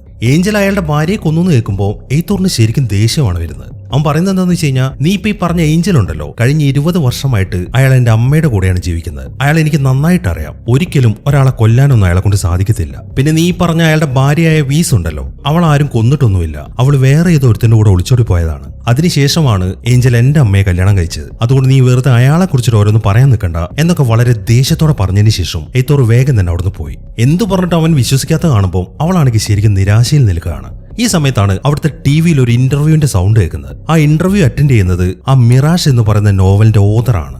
ഈ നീക്കോ എന്ന് പറയുന്ന കഥാപാത്രത്തെ സൃഷ്ടിച്ചത് അവരാണ് എന്നാണല്ലോ അവൾ കണ്ടെത്തിയത്. അതുകൊണ്ട് തന്നെ അവൾ ആ ടിവിയിലെ ഇന്റർവ്യൂ തന്നെ ഇങ്ങനെ നോക്കി നിൽക്കുകയാണ്. ഈ സമയം ഇന്റർവ്യൂവർ ആ നോവലിസ്റ്റിന്റെ അടുത്ത് ചോദിക്കുന്നത് എന്താണെന്ന് വെച്ച് കഴിഞ്ഞാൽ, 1989 നടന്ന ഒരു കൊടുങ്കാറ്റിനെ പറ്റി നിങ്ങൾ ആ നോവലിൽ എഴുതിയിട്ടുണ്ട്. മാത്രമല്ല ആ കൊടുങ്കാറ്റ് വീണ്ടും ഉണ്ടാവും എന്നും കൂടെ നിങ്ങൾ ആ നോവലിൽ എഴുതിയിട്ടുണ്ട്. പക്ഷേ ഈ നോവൽ പ്രസിദ്ധീകരിച്ചത് കുറെ കാലങ്ങൾക്ക് മുമ്പാണ്. പിന്നെ എങ്ങനെയാണ് ഇപ്പോൾ നടന്ന ആ കൊടുങ്കാറ്റിനെ കുറിച്ച് നിങ്ങൾ അന്ന് എഴുതിയത്? നിങ്ങൾക്ക് ഭാവി കാണാനുള്ള വല്ല കഴിവും കിട്ടിയിട്ടുണ്ടോ എന്നാണ് ഇന്റർവ്യൂവർ ചോദിക്കുന്നത്. അതേക്കുമ്പോൾ എനിക്ക് ഭാവി കാണാനുള്ള കഴിവൊന്നുമില്ല. സംശയരോഗമുള്ള ഒരു പയ്യൻ അവന്റെ അമ്മയുടെ അടുത്തൊരു കഥ പറഞ്ഞിട്ടുണ്ടായിരുന്നു. ആ അമ്മ ആ കഥ എന്റെ അടുത്ത് പറഞ്ഞു. അങ്ങനെ ആ കഥയിൽ നിന്നാണ് ഞാൻ ഈ നോവൽ എഴുതിയിരിക്കുന്നത് എന്നാണ് ആ നോവലിസ്റ്റ് പറയുന്നത്. വളരെ അത്ഭുതത്തോടെ ഇതെല്ലാം കേട്ടുകൊണ്ട് നിൽക്കുകയാണ് വേറെ. കാരണം അവക്കറിയാവുന്ന കാര്യങ്ങൾ തന്നെയാണല്ലോ ആ നോവലിസ്റ്റും പറയുന്നത്. അങ്ങനെ അവൾ അതൊക്കെ നോക്കിക്കൊണ്ട് നിൽക്കുമ്പോഴാണ് ആ ലെയർ എന്ന് പറഞ്ഞ പോലീസുകാരനായിട്ട് വരുന്നത്. അയാളെ കാണുമ്പോൾ നീ എങ്ങനെയാണ് ഇവിടേക്ക് എത്തിയത് എന്നാണ് വേറെ ചോദിക്കുന്നത്. അത് കേൾക്കുമ്പോൾ നീ ഡേവിഡിന്റെ വീട്ടിൽ പോയ കാര്യം ഞാൻ അറിഞ്ഞു. അയാളോട് ചോദിച്ചു കഴിഞ്ഞപ്പോൾ അയാൾക്ക് ഐത്തോറിനെ അറിയാമെന്നും പറഞ്ഞു. ഐത്തോർ ഒരു പൈലറ്റാണ്, അതുകൊണ്ട് ഉറപ്പായിട്ട് നീ അവനെ അന്വേഷിച്ച് ഇവിടേക്ക് വന്നിട്ടുണ്ടാവും എന്ന് ഞാൻ ഊഹിച്ചു. അങ്ങനെയാണ് ഞാൻ ഇവിടേക്ക് എത്തിയത് എന്നാണ് ലെയർ പറയുന്നത്. അങ്ങനെ അവനോട് സംസാരിച്ചതിന് ശേഷം അവൾ അവനെയും കൂട്ടി നേരെ പോകുന്നത് ഒരു ലൈബ്രറിയിലേക്കാണ്. ആ മിറാഷ് എന്ന് പറയുന്ന നോവൽ കണ്ടെത്തണം, അതാണ് അവളുടെ ശ്രമം. അങ്ങനെ കുറച്ച് സമയത്തെ സെർച്ചിന് ശേഷം അവൾ ആ നോവൽ കണ്ടെത്തി. അവൾ ഉടനെ തന്നെ അത് ലെയർക്ക് കാണിച്ചു കൊടുക്കുകയും ചെയ്തു. നീ ഈ നോവൽ കണ്ടില്ലേ, ഇതിൽ പറയുന്ന കാര്യങ്ങൾ തന്നെയാണ് എന്റെ ജീവിതത്തിൽ സംഭവിച്ചത്, ഇനിയെങ്കിലും നീ വിശ്വസിക്ക്, എനിക്ക് ഭ്രാന്തില്ലാന്ന് എന്നാണ് അവൾ പറയുന്നത്. അവളെ തെളിവുകൾ കാണിച്ചു കൊടുത്തപ്പോൾ അവനത് വിശ്വാസമായി. അങ്ങനെ അവർ രണ്ടുപേരും കൂടെ നേരെ പോകുന്നത് ആ നോവലിസ്റ്റിനെ കാണാൻ വേണ്ടിയിട്ടാണ്. എന്നിട്ട് ആ പയ്യനെയും അവന്റെ അമ്മയും കുറിച്ചിട്ടാണ് വേറെ അവരുടെ അടുത്ത് ചോദിക്കുന്നത്. ഈ സമയം നോവലിസ്റ്റ് പറയുന്നത് ആ പയ്യന്റെ അമ്മ എന്നെ കാണാൻ വന്നു. അന്നത്തെ കാലത്ത് അവന്റെ ഫോട്ടോയും ആ വീഡിയോ ക്യാമറയുടെ ഫോട്ടോസ് എല്ലാം എന്നെ കാണിച്ചു. ആ പയ്യൻ അവന്റെ അമ്മയുടെ അടുത്ത് പറഞ്ഞത് ഭാവിയിൽ നിന്ന് ഏതോ ഒരു ലേഡി ടിവിയിലൂടെ അവനോട് സംസാരിച്ചു, അത് കാരണം അവന്റെ ജീവൻ രക്ഷിച്ചു എന്നൊക്കെയാണ്. മാത്രമല്ല അവന്റെ അമ്മ വിശ്വസിക്കുന്നത് അന്ന് ആ ഇടിയും മിന്നലും ഉണ്ടായതുകൊണ്ട് എന്തോ ഒരു ടൈം ട്രാവൽ നടന്നിട്ടുണ്ടോന്നാണ്. ഇതൊക്കെ വെച്ചിട്ടാണ് ഞാൻ ആ കഥ എഴുതിയിരിക്കുന്നത്. ശരിക്കും പറഞ്ഞു കഴിഞ്ഞാൽ ഈ കഥയിലുള്ള 3/4 ഭാഗവും എന്റെ ഭാവനയാണ് എന്നാണ് ആ നോവലിസ്റ്റ് പറയുന്നത്. അതെല്ലാം കേൾക്കുമ്പോൾ അല്ല, ഇത് നിങ്ങളുടെ ഭാവനയല്ല, ഇത് ശരിക്കും നടന്നതാണ്, എന്റെ ജീവിതത്തിൽ നടന്നതാണ്. ഈ പയ്യനെയും ഈ ക്യാമറയെല്ലാം എനിക്കറിയാം. എനിക്കിപ്പോൾ അറിയാനുള്ളത് എങ്ങനെ എനിക്ക് അവനുമായിട്ടുള്ള കണക്ഷൻ വീണ്ടെടുക്കാൻ പറ്റുന്നതാണ്. അതിന് നിങ്ങൾക്ക് എന്തെങ്കിലും എനിക്ക് പറഞ്ഞുതരാൻ പറ്റുമോ എന്നാണ് വേറെ ചോദിക്കുന്നത്. അത് കേൾക്കുമ്പോൾ ഞാൻ പറഞ്ഞല്ലോ, ഇത് മൊത്തം എന്റെ ഭാവനയാണ്, മാത്രമല്ല ഇത് ഒരിക്കലും നടക്കാത്ത കാര്യമാണ്. ഇനിയിപ്പോൾ നീ പറഞ്ഞൊക്കെ സത്യമാണെങ്കിൽ ഇതുപോലെയൊക്കെ സംഭവിക്കണം എന്നുണ്ടെങ്കിൽ അന്നത്തെ സാഹചര്യങ്ങളൊക്കെ വീണ്ടും ആവർത്തിക്കേണ്ടി വരും. അതായത് ആ ഇടിമിന്നൽ ഉണ്ടാവണം, മാത്രമല്ല അതേ വീട്ടിൽ അതേ സ്ഥലത്ത് ആ ടിവിയും ക്യാമറയും എല്ലാം സെറ്റ് ആയിരിക്കണം. ഇങ്ങനെയുള്ള കാര്യങ്ങളൊക്കെ നിങ്ങൾ സെറ്റ് ചെയ്യുകയാണെങ്കിൽ ചിലപ്പോൾ അങ്ങനെ ഒരു കണക്ഷൻ നിങ്ങൾക്ക് കിട്ടിയേക്കാം എന്നാണ് ആ നോവലിസ്റ്റ് പറയുന്നത്. അങ്ങനെ അവരോട് സംസാരിച്ചതിന് ശേഷം വേറെയും ലെയറയും പുറത്തേക്ക് ഇറങ്ങി. അവളിപ്പോൾ എങ്ങനെ ആ കണക്ഷൻ വീണ്ടെടുക്കാം എന്നതിനെ കുറിച്ചാണ് ചിന്തിക്കുന്നത്. ഈ സമയത്താണ് അവൾ അവന്റെ വാച്ച് മേടിക്കുന്നത്. ആ വാച്ച് ചെക്ക് ചെയ്തതിന് ശേഷം അവൾ അവന്റെ അടുത്ത് പറയുന്നത് എന്താണെന്ന് വെച്ച് കഴിഞ്ഞാൽ, 1989 നടന്ന അതേ ഇടിമിന്നലാണ് ഇപ്പൊ സംഭവിക്കുന്നതെങ്കിൽ ഇത് ആരംഭിച്ചിട്ട് 53 മണിക്കൂറായി, 72 മണിക്കൂർ നീണ്ടു നിൽക്കും. എന്റെ മകളെ കണ്ടെത്താൻ ഇത്രയും കുറച്ച് സമയം മാത്രമേ എന്റെ മുന്നിലുള്ളൂ. അതുകൊണ്ട് ഉടനെ ആ ക്യാമറയും ടിവി എനിക്ക് കണ്ടുപിടിക്കണം. അതിന് നിനക്ക് എന്നെ സഹായിക്കാൻ പറ്റുമോ എന്നാണ് അവൾ ചോദിക്കുന്നത്. അതേക്കുമ്പോൾ എനിക്ക് നിന്നെ സഹായിക്കുന്നതുകൊണ്ട് കുഴപ്പമൊന്നുമില്ല, പക്ഷേ ഈ കാര്യങ്ങളൊക്കെ ഞാൻ ചെയ്തു തരണമെന്നുണ്ടെങ്കിൽ എനിക്ക് എന്റെ മേലുദ്യോഗസ്ഥന്മാരെ പറഞ്ഞ് മനസ്സിലാക്കണം. നിന്റെ ഈ കഥ പറഞ്ഞാലൊന്നും അവർ വിശ്വസിക്കാൻ പോകുന്നില്ല. അവർ വിശ്വസിക്കണമെന്നുണ്ടെങ്കിൽ ശക്തമായിട്ടുള്ള എന്തെങ്കിലും തെളിവുകൾ വേണം എന്നാണ് അവൻ പറയുന്നത്. അത് കേൾക്കുമ്പോൾ ഇതിനിപ്പോൾ എന്ത് തെളിവുകളാണ് സംഘടിപ്പിക്കുക എന്നാണ് അവൾ പിന്നീട് ചിന്തിക്കുന്നത്. പെട്ടെന്നാണ് അവൾക്കൊരു കാര്യം സ്ട്രൈക്ക് ചെയ്യുന്നത്. അത് കഴിഞ്ഞ ടൈം ലൈനിൽ ഡേവിഡ് പറഞ്ഞ കാര്യമാണ്. അതായത് ഏഞ്ചലിനെ കുറിച്ചുള്ള പത്രവാർത്ത കണ്ടിട്ടില്ലായിരുന്നു, അവനെ പോലീസ് അറസ്റ്റ് ചെയ്തതിന് ശേഷമുള്ളത്. അതിൽ അവൻ വ്യക്തമായിട്ട് പറഞ്ഞിട്ടുണ്ട്, വീസിനെ കൊന്നതിന് എന്നെ പിടിച്ചിട്ടില്ലായിരുന്നെങ്കിൽ ഞാൻ അവളുടെ ശരീരം എന്റെ അറവുശാലയിലായിരിക്കും കുഴിച്ചിടാൻ പോകുന്നതെന്ന്. അപ്പൊ വീസിന്റെ ബോഡി ഇപ്പൊ അറവുശാലയിൽ ഉണ്ടാവും എന്ന കാര്യം അവൾക്ക് മനസ്സിലായി. അങ്ങനെ ഉടനെ തന്നെ അവൾ പോലീസുകാരൊക്കെ കൂട്ടി അവിടെ ചെക്ക് ചെയ്യാൻ തുടങ്ങി. അങ്ങനെ അവർ വീസിന്റെ ബോഡി കണ്ടെത്തുകയും ചെയ്തു. അങ്ങനെ ബോഡിയൊക്കെ കണ്ടെത്തിയതിനു ശേഷം ഇപ്പൊ ലേറ വീണ്ടും അവളുടെ അടുത്തേക്ക് വന്നിരിക്കുകയാണ്. അവൻ പറയുന്നത് എന്താണെന്ന് വെച്ച് കഴിഞ്ഞാൽ, അപ്പൊ നമ്മൾ ബോഡി കണ്ടെത്തി, അതുകൊണ്ട് നീ പറയുന്ന കാര്യങ്ങൾ സത്യമാണെന്ന് തന്നെ നമുക്ക് വിചാരിക്കാം. പക്ഷെ എന്റെ ചോദ്യം ഇതാണ്, നിന്റെ മനസ്സിൽ ഇപ്പം മുഴുവൻ ഇതുവരെ നടക്കാത്ത കാര്യങ്ങളുടെ ഓർമ്മകളാണ്. പക്ഷെ നീ ചിന്തിച്ചിട്ടുണ്ടോ ഇപ്പൊ നിന്റെ ജീവിതം എങ്ങനെയാണെന്ന്? അതിനെക്കുറിച്ചൊന്നും അറിയാൻ നിനക്ക് താല്പര്യമില്ലേ? ഒരുപക്ഷെ ഇതാണെങ്കിലോ നിന്റെ നല്ല ജീവിതം, നിന്നെ ഒരുപാട് സ്നേഹിക്കുന്ന ആൾക്കാരാണെങ്കിലും ഈ ജീവിതത്തിലുള്ളത്, അവരൊന്നും കാണാൻ നിനക്ക് ആഗ്രഹമില്ലേ എന്നൊക്കെയാണ് ലേറ ചോദിക്കുന്നത്. അത് കേൾക്കുമ്പോൾ, നോക്ക് ഓഫീസർ, ഞാൻ പറഞ്ഞതൊക്കെ സത്യമാണെന്നതിനുള്ള തെളിവാണ് ആ ശരീരം. അത് ഞാൻ നിങ്ങൾക്ക് കണ്ടെത്തി തന്നു. അതുകൊണ്ട് എന്റെ മകളെ വീണ്ടെടുക്കാൻ നിങ്ങളും എന്നെ സഹായിക്കണം. അവളില്ലാതെ എനിക്ക് ഒരു ജീവിതത്തിനെ കുറിച്ച് അറിയാൻ താല്പര്യമില്ല എന്നാണ് അവള് പറയുന്നത്. അങ്ങനെ ആ ബോഡി എടുത്തതിന് ശേഷം പോലീസുകാരൊക്കെ തിരിച്ചു പോകാൻ തുടങ്ങി. ഈ സമയവും അവനോട് സഹായിക്കാൻ തന്നെയാണ് അവൾ പറഞ്ഞുകൊണ്ടിരിക്കുന്നത്. അതെല്ലാം കേൾക്കുമ്പോൾ ലേറ പറയുന്നത്, ഈ ബോഡി കണ്ടെടുത്തു എന്നുള്ളത് സത്യമാണ്, പക്ഷെ അത് ആരുടേതാണെന്ന് തെളിഞ്ഞിട്ടില്ല. മാത്രമല്ല നീ എല്ലാ ബോഡി അവിടെ കൊണ്ടുപോയി കുഴിച്ചിട്ടിരിക്കുന്നത് എന്നും തെളിഞ്ഞിട്ടില്ല. ഇതിനൊക്കെ ഒരു തെളിവുകൾ കണ്ടെത്താതെ ഞങ്ങൾ പോലീസുകാർക്ക് നിന്നെ ഒരിക്കലും സഹായിക്കാൻ പറ്റത്തില്ല. പിന്നെ ഇപ്പൊ നിന്നോടുള്ള ഈ അടുപ്പത്തിൽ വെച്ചിട്ട് എനിക്ക് ചില കാര്യങ്ങൾ ചെയ്തു തരാൻ പറ്റും. ഞാൻ ചിലരുടെ ക്രെഡിറ്റ് കാർഡ് വിവരങ്ങളൊക്കെ അന്വേഷിച്ചതിൽ നിന്നും ഒരു കാര്യം ഞാൻ കണ്ടെത്തിയിട്ടുണ്ട്. നീ ഇത് വെച്ചൊന്ന് അന്വേഷിച്ച് നോക്ക് എന്ന് പറഞ്ഞിട്ട് അവനൊരു ഹോട്ടൽ റൂമിന്റെ നമ്പർ എഴുതിയിട്ട് അവൾക്ക് കൊടുക്കുകയാണ്. അത് കാണുമ്പോൾ അവൾക്ക് ശരിക്കും അത്ഭുതമായി. ഇത് നീക്കോയുടെ റൂമാണോ എന്നാണ് അവൾ ചോദിക്കുന്നത്. അതേക്കുമ്പോൾ, ഇത് നീക്കോയുടെ റൂമാണോ എന്ന് എനിക്കറിയത്തില്ല, നീ അവിടേക്ക് ചെന്ന് നോക്ക്, അവനിലേക്ക് എത്താൻ ഇത് നിന്നെ സഹായിച്ചേക്കും. ഇതിൽ കൂടുതലൊന്നും എനിക്ക് നിനക്ക് വേണ്ടി ചെയ്തു തരാൻ പറ്റത്തില്ല. എന്റെ മനസ്സ് മാറുന്നതിന് മുമ്പ് വേഗം പോവാൻ നോക്ക് എന്ന് പറഞ്ഞിട്ട് അവൻ അവളെ കാറിൽ നിന്ന് ഇറക്കി വിടാണ്. അങ്ങനെ കുറച്ച് സമയങ്ങൾക്ക് ശേഷം പോലീസുകാർ നേരെ പോകുന്നത് ആ ഏഞ്ചലിന്റെ വീട്ടിലേക്കാണ്. അതിനുശേഷം അയാളെയും ക്ലാരയും അവിടെ നിന്ന് അറസ്റ്റ് ചെയ്തു. എന്നിട്ട് അവരിപ്പോ ചോദ്യം ചെയ്യാൻ വേണ്ടി പോലീസ് സ്റ്റേഷനിലേക്ക് കൊണ്ടുപോവാണ്. ഇതേ സമയം തന്നെ വേറെയാണെങ്കിൽ ആ ഹോട്ടൽ റൂമിലെത്തി. എന്നാൽ അവള് വാതിൽ മുട്ടുമ്പോൾ ആ വാതിൽ തുറന്നു കൊടുക്കുന്നത് അവള് വർക്ക് ചെയ്യുന്ന ഹോസ്പിറ്റലിലെ നേഴ്സാണ്. കഴിഞ്ഞ ടൈം ലൈനിൽ ഇവർ തമ്മിൽ ഫ്രണ്ട്സ് ആയിരുന്നു. എന്നാൽ ഈ ടൈം ലൈനിൽ അവൾ ഡോക്ടറാണല്ലോ, അതുകൊണ്ട് തന്നെ ഇവക്ക് വലിയ അടുപ്പമൊന്നും അവളുടെ അടുത്തില്ല. എന്നാൽ വേരയ്ക്ക് ഇവളെ നന്നായിട്ട് അറിയാം. മാത്രമല്ല ആ വാതിൽ തുറന്നിട്ട് അകത്തേക്ക് കയറുമ്പോൾ അവൾക്ക് അവിടുത്തെ ടേബിളിൽ നിന്നും ഒരു തീപ്പെട്ടി കിട്ടി. ഇതേ തീപ്പെട്ടിയാണ് കഴിഞ്ഞ ടൈം ലൈനിൽ അവൾ അവളുടെ ഹസ്ബൻഡായ ഡേവിഡിന്റെ പോക്കറ്റിൽ നിന്ന് എടുത്തത്. അപ്പൊ ഈ ടൈം ലൈനിൽ അവന്റെ ഭാര്യയെയും കഴിഞ്ഞ ടൈം ലൈനിൽ അവളെയും അവൻ ചീറ്റ് ചെയ്യായിരുന്നു എന്ന കാര്യമൊക്കെ മനസ്സിലായി. അങ്ങനെ അവൾ ഉടനെ തന്നെ ഡേവിഡിനെ കണ്ടെത്തി. പക്ഷെ ഇപ്പൊ അവൻ അവളുടെ ഭർത്താവ് അല്ലാത്തതുകൊണ്ട് ആ തീപ്പെട്ടിയുടെ കാര്യമൊന്നും അവൾ ചോദിക്കുന്നില്ല. മറിച്ച് അവൾ അവന്റെ കയ്യിൽ കയറി പിടിക്കുകയാണ്. അവനുമായി ബന്ധപ്പെട്ട എന്തെങ്കിലും ഓർമ്മകൾ കിട്ടുമോ എന്നറിയാനാണ് അവൾ അങ്ങനെ ചെയ്തത്. എന്നാൽ ഇവന്റെ കയ്യിൽ പിടിക്കുമ്പോൾ അവൾക്ക് ഒരു ഓർമ്മയും വരുന്നില്ല. അവൾ ഇങ്ങനെ ഒരു കടൽ തീരത്ത് നിൽക്കുകയാണ്. അത് മാത്രമേ അവൾക്കിപ്പോൾ കാണാൻ സാധിക്കുന്നുള്ളൂ. ഈ സമയം അവൾ ചോദിക്കുന്നത് എന്താണെന്ന് വെച്ച് കഴിഞ്ഞാൽ, ഞാനിപ്പോൾ ഇങ്ങോട്ട് വന്നത് നീക്കോയെ കുറിച്ച് അറിയാൻ വേണ്ടിയിട്ടാണ്. നീ ഒരു ബാങ്കിൽ ഉദ്യോഗസ്ഥനല്ലേ, അപ്പൊ നീ വിചാരിച്ചു കഴിഞ്ഞാൽ കസ്റ്റമേഴ്സിന്റെ ഡീറ്റെയിൽസ് എടുത്തിട്ട് നീക്കോയുടെ വിവരം എനിക്ക് കണ്ടെത്തി തരാൻ പറ്റും. അത് നീ എനിക്ക് ഉടനെ തന്നെ എടുത്തു തന്നേ പറ്റൂ എന്നാണ് വേറെ പറയുന്നത്. ഇതേ സമയം തന്നെ ലേറയും മറ്റൊരു പോലീസുകാരെയും കൂടെ ഇപ്പൊ ഏഞ്ചലിനെയും കൂട്ടരെയും ചോദ്യം ചെയ്തുകൊണ്ടിരിക്കുകയാണ്. അതായത് ഏഞ്ചൽ തന്നെയാണോ അയാളുടെ ഭാര്യയെ കൊന്നത് എന്നാണ് അവർ ചോദിക്കുന്നത്. എന്നാൽ ഈ സമയം ഏഞ്ചൽ ആ കാര്യങ്ങളൊന്നും പറയുന്നില്ല. എന്നാൽ എന്താണ് അന്ന് രാത്രി സംഭവിച്ചത് എന്ന കാര്യം അയാൾ ആലോചിക്കുന്നുണ്ട്. അതായത് അന്നത്തെ രാത്രി വീസ് ഏഞ്ചലിന്റെ വീട്ടിലില്ലായിരുന്നു. ആ ഒരു ഗ്യാപ്പ് നോക്കി അവൻ ക്ലാരയെ വീട്ടിലേക്ക് വിളിച്ചു. എന്നിട്ട് അവരവിടെ ഇരുന്നിട്ട് സ്നേഹിക്കാൻ തുടങ്ങി. എന്നാൽ അതിനിടയിലാണ് തന്റെ യാത്ര ക്യാൻസൽ ആക്കിയിട്ട് വീസ് ആ വീട്ടിലേക്ക് വരുന്നത്. അങ്ങനെ അവള് രണ്ടുപേരെയും കൈയോടെ പിടിച്ചു. അവളിത് അറിഞ്ഞതുകൊണ്ട് തന്നെ പ്രശ്നമാവെന്ന് അറിയാവുന്നതുകൊണ്ട് അവർ തമ്മിൽ ഒരു ഫൈറ്റ് നടക്കുകയാണ്. ആ ഫൈറ്റിനിടയിൽ ക്ലാരയുടെ കയ്യിൽ ഒരു കത്തി ഉണ്ടായിരുന്നു. ഏഞ്ചൽ അവളെ തള്ളിയപ്പോൾ ആ കത്തി വെച്ചിട്ട് അവൾക്ക് കുത്തേറ്റു. മാത്രമല്ല അവള് മുകളിലത്തെ നിലയിൽ നിന്ന് താഴേക്ക് വീഴുകയും ചെയ്തു. അങ്ങനെയാണ് അവൾ മരിച്ചുപോയത്. ഈ കാര്യങ്ങളൊക്കെയാണ് അയാൾ ഇപ്പോൾ ഓർക്കുന്നത്. പക്ഷെ പോലീസുകാർ ചോദിക്കുമ്പോൾ അയാൾ അതൊന്നും പറയുന്നില്ല. എനിക്ക് എന്റെ വക്കീലിനെ കാണണം, അതിനുശേഷം ഞാൻ സംസാരിക്കാം എന്നാണ് അയാൾ പറയുന്നത്. അതേക്കുമ്പോൾ ഓക്കെ, നിങ്ങൾ വക്കീലിനെ കാണുക, എന്താന്ന് വെച്ച് ചെയ്തോ. പക്ഷെ അതിനു മുമ്പ് ഞങ്ങൾക്ക് മറ്റൊരു കാര്യം കൂടെ നിങ്ങളോട് പറയാനുണ്ട്. നീക്കോ എന്ന് പറയുന്ന ഒരു പയ്യൻ തന്ന മൊഴി പ്രകാരം ക്ലാരയുടെ വാച്ചിന്റെ പുറകിലായിട്ട് ഒരു കാര്യം എഴുതിയിട്ടുണ്ട്. അതൊന്ന് ഞങ്ങൾക്ക് ചെക്ക് ചെയ്യണം എന്ന് പറഞ്ഞിട്ട് അവർ ക്ലാരയുടെ വാച്ച് ഊരി മേടിച്ചു. എന്നിട്ട് അതിന്റെ പുറകുഭാഗം നോക്കുമ്പോൾ അവിടെ CM എന്ന് എഴുതിയിട്ടുണ്ട്. അതും കൂടെ കാണുമ്പോൾ അപ്പൊ ഇവര് തന്നെയാണ് വീസിനെ കൊന്നിരിക്കുന്നത് എന്ന കാര്യം അവർക്ക് ബോധ്യമായി. അങ്ങനെ ആ വാച്ച് നോക്കിയതിന് ശേഷം അവർ മറ്റൊരു കഥ കൂടെ അവരുടെ അടുത്ത് പറയുന്നുണ്ട്. അതായത് ആ വാച്ച് കിട്ടിയ അന്ന് രാത്രി നീക്കോ അവന്റെ അമ്മയും കൂട്ടി ആ വാച്ചുമായിട്ട് നേരെ പോലീസ് സ്റ്റേഷനിലേക്ക് പോയിട്ടുണ്ടായിരുന്നു. എന്നിട്ട് അവർ ആ വാച്ച് പോലീസുകാർക്ക് കാണിച്ചു കൊടുക്കുകയും ചെയ്തു. അവിടെ നടന്ന സംഭവങ്ങളൊക്കെ പറയുകയും ചെയ്തു. എന്നാൽ അവൻ പോലീസുകാരുടെ അടുത്ത് ആ കഥ പറഞ്ഞപ്പം ഭാവിയിൽ നിന്ന് വന്ന ഒരു ലേഡിയുമായിട്ട് സംസാരിക്കുന്ന കാര്യം കൂടെ അവൻ കൂട്ടിച്ചേർത്തിട്ടുണ്ട്. അതുകൊണ്ട് തന്നെ ഇവൻ എന്തോ വട്ട് പറയാണ് എന്നാണ് പോലീസുകാർ വിചാരിച്ചത്. അതുകൊണ്ട് അവനെയും കൂട്ടി പോലീസുകാർ നേരെ പോയത് ഏഞ്ചലിന്റെ വീട്ടിലേക്കാണ്. എന്നിട്ട് അവനെ കൊണ്ട് തന്നെ ആ വാച്ച് അയാൾക്ക് തിരിച്ചു കൊടുപ്പിക്കുകയും ചെയ്തു. എന്നാൽ ഇപ്പൊ വേറെ പറഞ്ഞ കാര്യങ്ങൾ കൂടെ വെച്ചിട്ടാണ് നീക്കോ അന്ന് പറഞ്ഞ കാര്യങ്ങളൊക്കെ സത്യമായിരുന്നു എന്ന കാര്യം അവർക്ക് ബോധ്യമായത്. ഇതൊന്നും കൂടാതെ ലേറയ്ക്ക് മറ്റൊരു കഥയും കൂടെ പറയാനുണ്ടായിരുന്നു. അതായത് പിന്നീട് ഒരിക്കലും വേറെ നീക്കോയുമായിട്ട് ഒരു കോണ്ടാക്ട് വന്നിട്ടില്ലായിരുന്നു. എന്നെങ്കിലും ഒരിക്കൽ അവൾ ആ TV-യിൽ വരും എന്ന് പ്രതീക്ഷിച്ച് ആ മിന്നലടിക്കുന്ന സമയത്ത് അവൻ ആ TV-യുടെ മുന്നിൽ തന്നെ ഇരുന്നു. പക്ഷെ ഒരിക്കലും വേറെ അവന്റെ മുന്നിലേക്ക് വന്നില്ല. അവന് പിന്നീട് ഒരു ഭ്രാന്ത് പിടിച്ച പോലെയായിരുന്നു. അതുകൊണ്ട് തന്നെ അവന് ഹോസ്പിറ്റലിലൊക്കെ അഡ്മിറ്റ് ചെയ്യേണ്ടി വന്നു. എന്നാൽ അവന് ഭ്രാന്തില്ലായിരുന്നു എന്ന കാര്യം അവന് മാത്രമേ അറിയത്തുള്ളൂ. പക്ഷെ എങ്കിലും ഭാവിയിൽ കണ്ട ലേഡി അന്വേഷിക്കുന്ന അവൻ നിർത്തിയില്ല. അതിനിടയിലാണ് വേറെ എയ്റ്റോറിനെ കണ്ടുമുട്ടി എന്ന് പറയുന്ന വാൽപിനേഡ എന്ന റെയിൽവേ സ്റ്റേഷന്റെ കാര്യം അവൻ ഓർക്കുന്നത്. അങ്ങനെ പിന്നീട് എല്ലാ ദിവസവും അവൻ ആ റെയിൽവേ സ്റ്റേഷനിൽ വെയിറ്റ് ചെയ്യും, അവളെ ഒന്ന് കണ്ടുപിടിക്കാൻ വേണ്ടി. അങ്ങനെ വർഷങ്ങൾ കഴിഞ്ഞു. ഡെയിലി അവൻ വേറെ അന്വേഷിച്ച റെയിൽവേ സ്റ്റേഷനിൽ തന്നെ പോയിരിക്കുകയായിരുന്നു. അതിനനുസരിച്ച് അവന് പ്രായമാവാനും തുടങ്ങി. ഇവിടെയാണ് ഒരു കിടിലൻ ട്വിസ്റ്റ് വരുന്നത്. ഈ നീക്കോ എന്ന് പറയുന്ന പയ്യൻ തന്നെയാണ് പോലീസുകാരനായ ലെയറ. അയാളാണ് ആ റെയിൽവേ സ്റ്റേഷനിൽ കാത്തിരുന്നത്. അങ്ങനെ ഒരു ദിവസം അവൻ വേറെ കണ്ടെത്തിയതിനു ശേഷം അവളുടെ ഓപ്പോസിറ്റ് സീറ്റിൽ തന്നെയായിരുന്നു അവൻ എല്ലാ ദിവസവും ഇരുന്നത്. അങ്ങനെ അവർ തമ്മിൽ പരിചയപ്പെട്ടു. അതിനുശേഷം അവരൊരു റിലേഷനിലുമായി. അവൻ നേരത്തെ വേറെയോട് ചോദിച്ചിട്ടില്ലായിരുന്നു ഇപ്പോഴത്തെ നിന്റെ ലൈഫിനെ കുറിച്ച് നിനക്ക് അറിയേണ്ടതെന്ന്. അത് അവനും മൊത്തമുള്ള ലൈഫിനെ കുറിച്ചായിരുന്നു. ഇതേ സമയം തന്നെ ലെയറയാണെങ്കിൽ നീക്കോയുടെ അഡ്രസ്സ് എടുത്തിട്ട് ഒരു വീട്ടിലെത്തി. അവൾ ആ വീടിനകത്തേക്ക് കയറുമ്പോൾ അവന്റെ അമ്മ അവിടെ നിൽക്കുന്നുണ്ട്. ഈ സമയം അമ്മ അവൾക്ക് കാണിച്ചു കൊടുക്കുന്നത് നീക്കോയുടെ ഫോട്ടോയാണ്. അപ്പൊ ലെയറയായിരുന്നു നീക്കോ എന്ന് മനസ്സിലാവുമ്പോൾ അവൾക്കൊരു ഞെട്ടലായിരുന്നു. അങ്ങനെ കുറച്ചു സമയം കഴിയുമ്പോഴേക്കും ലെയറയോ അങ്ങോട്ടെത്തി. അവനിപ്പോ അവളുടെ അടുത്ത് പറയുന്നത് ഇത്രയും കാലം അവർ ഒരുമിച്ച് ജീവിച്ച കാര്യങ്ങളാണ്. എന്നാൽ അത് കേട്ടിട്ടൊന്നും അവൾക്കൊന്നും തോന്നുന്നില്ല. അവൾ പറയുന്നത് എന്താണെന്ന് വെച്ച് കഴിഞ്ഞാൽ നീ പറയുന്നതൊക്കെ ശരിയായിരിക്കും, നമ്മൾ സ്നേഹിച്ച് തന്നെയാണ് ജീവിച്ചത്, പക്ഷെ ഇതൊന്നും എനിക്ക് ഓർമ്മയില്ല. ശരിക്കും പറഞ്ഞു കഴിഞ്ഞാൽ ഇതല്ല എന്റെ ജീവിതം. എന്റെ ജീവിതം എന്റെ മോളുടെ കൂടെയാണ്. എനിക്ക് അവളെ തിരിച്ചു കിട്ടിയേ പറ്റൂ.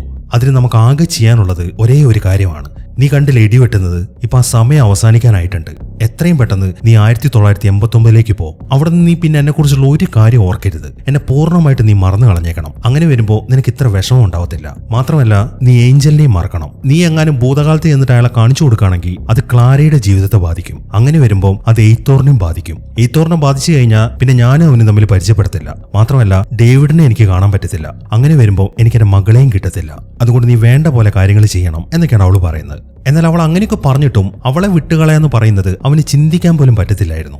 എനിക്ക് ഒരിക്കലും നിന്നെ മറക്കാൻ പറ്റത്തില്ല. നമ്മൾ തമ്മിൽ എങ്ങനെയാണ് ജീവിച്ചതെന്ന് നിനക്ക് അറിയത്തില്ലല്ലോ, അത് ഞാൻ നിനക്ക് കാണിച്ചു തരാം എന്ന് പറഞ്ഞിട്ട് അവൻ അവളുടെ മുഖത്തൊന്ന് ടച്ച് ചെയ്തു. ഈ സമയം അവർ തമ്മിൽ ജീവിച്ച ആ ഓർമ്മകളൊക്കെ അവൾക്കും വരുന്നുണ്ട്. പക്ഷെ ആ ഓർമ്മകൾ വന്നിട്ടും എനിക്ക് ഇങ്ങനെ ഒരു ജീവിതം വേണ്ട, എനിക്ക് എന്റെ മകളെ തന്നെ മതിയെന്നാണ് അവൾ പറയുന്നത്. പക്ഷെ അവളിങ്ങനെ വാശി പിടിച്ചിട്ടും അവനത് സമ്മതിക്കുന്നില്ല.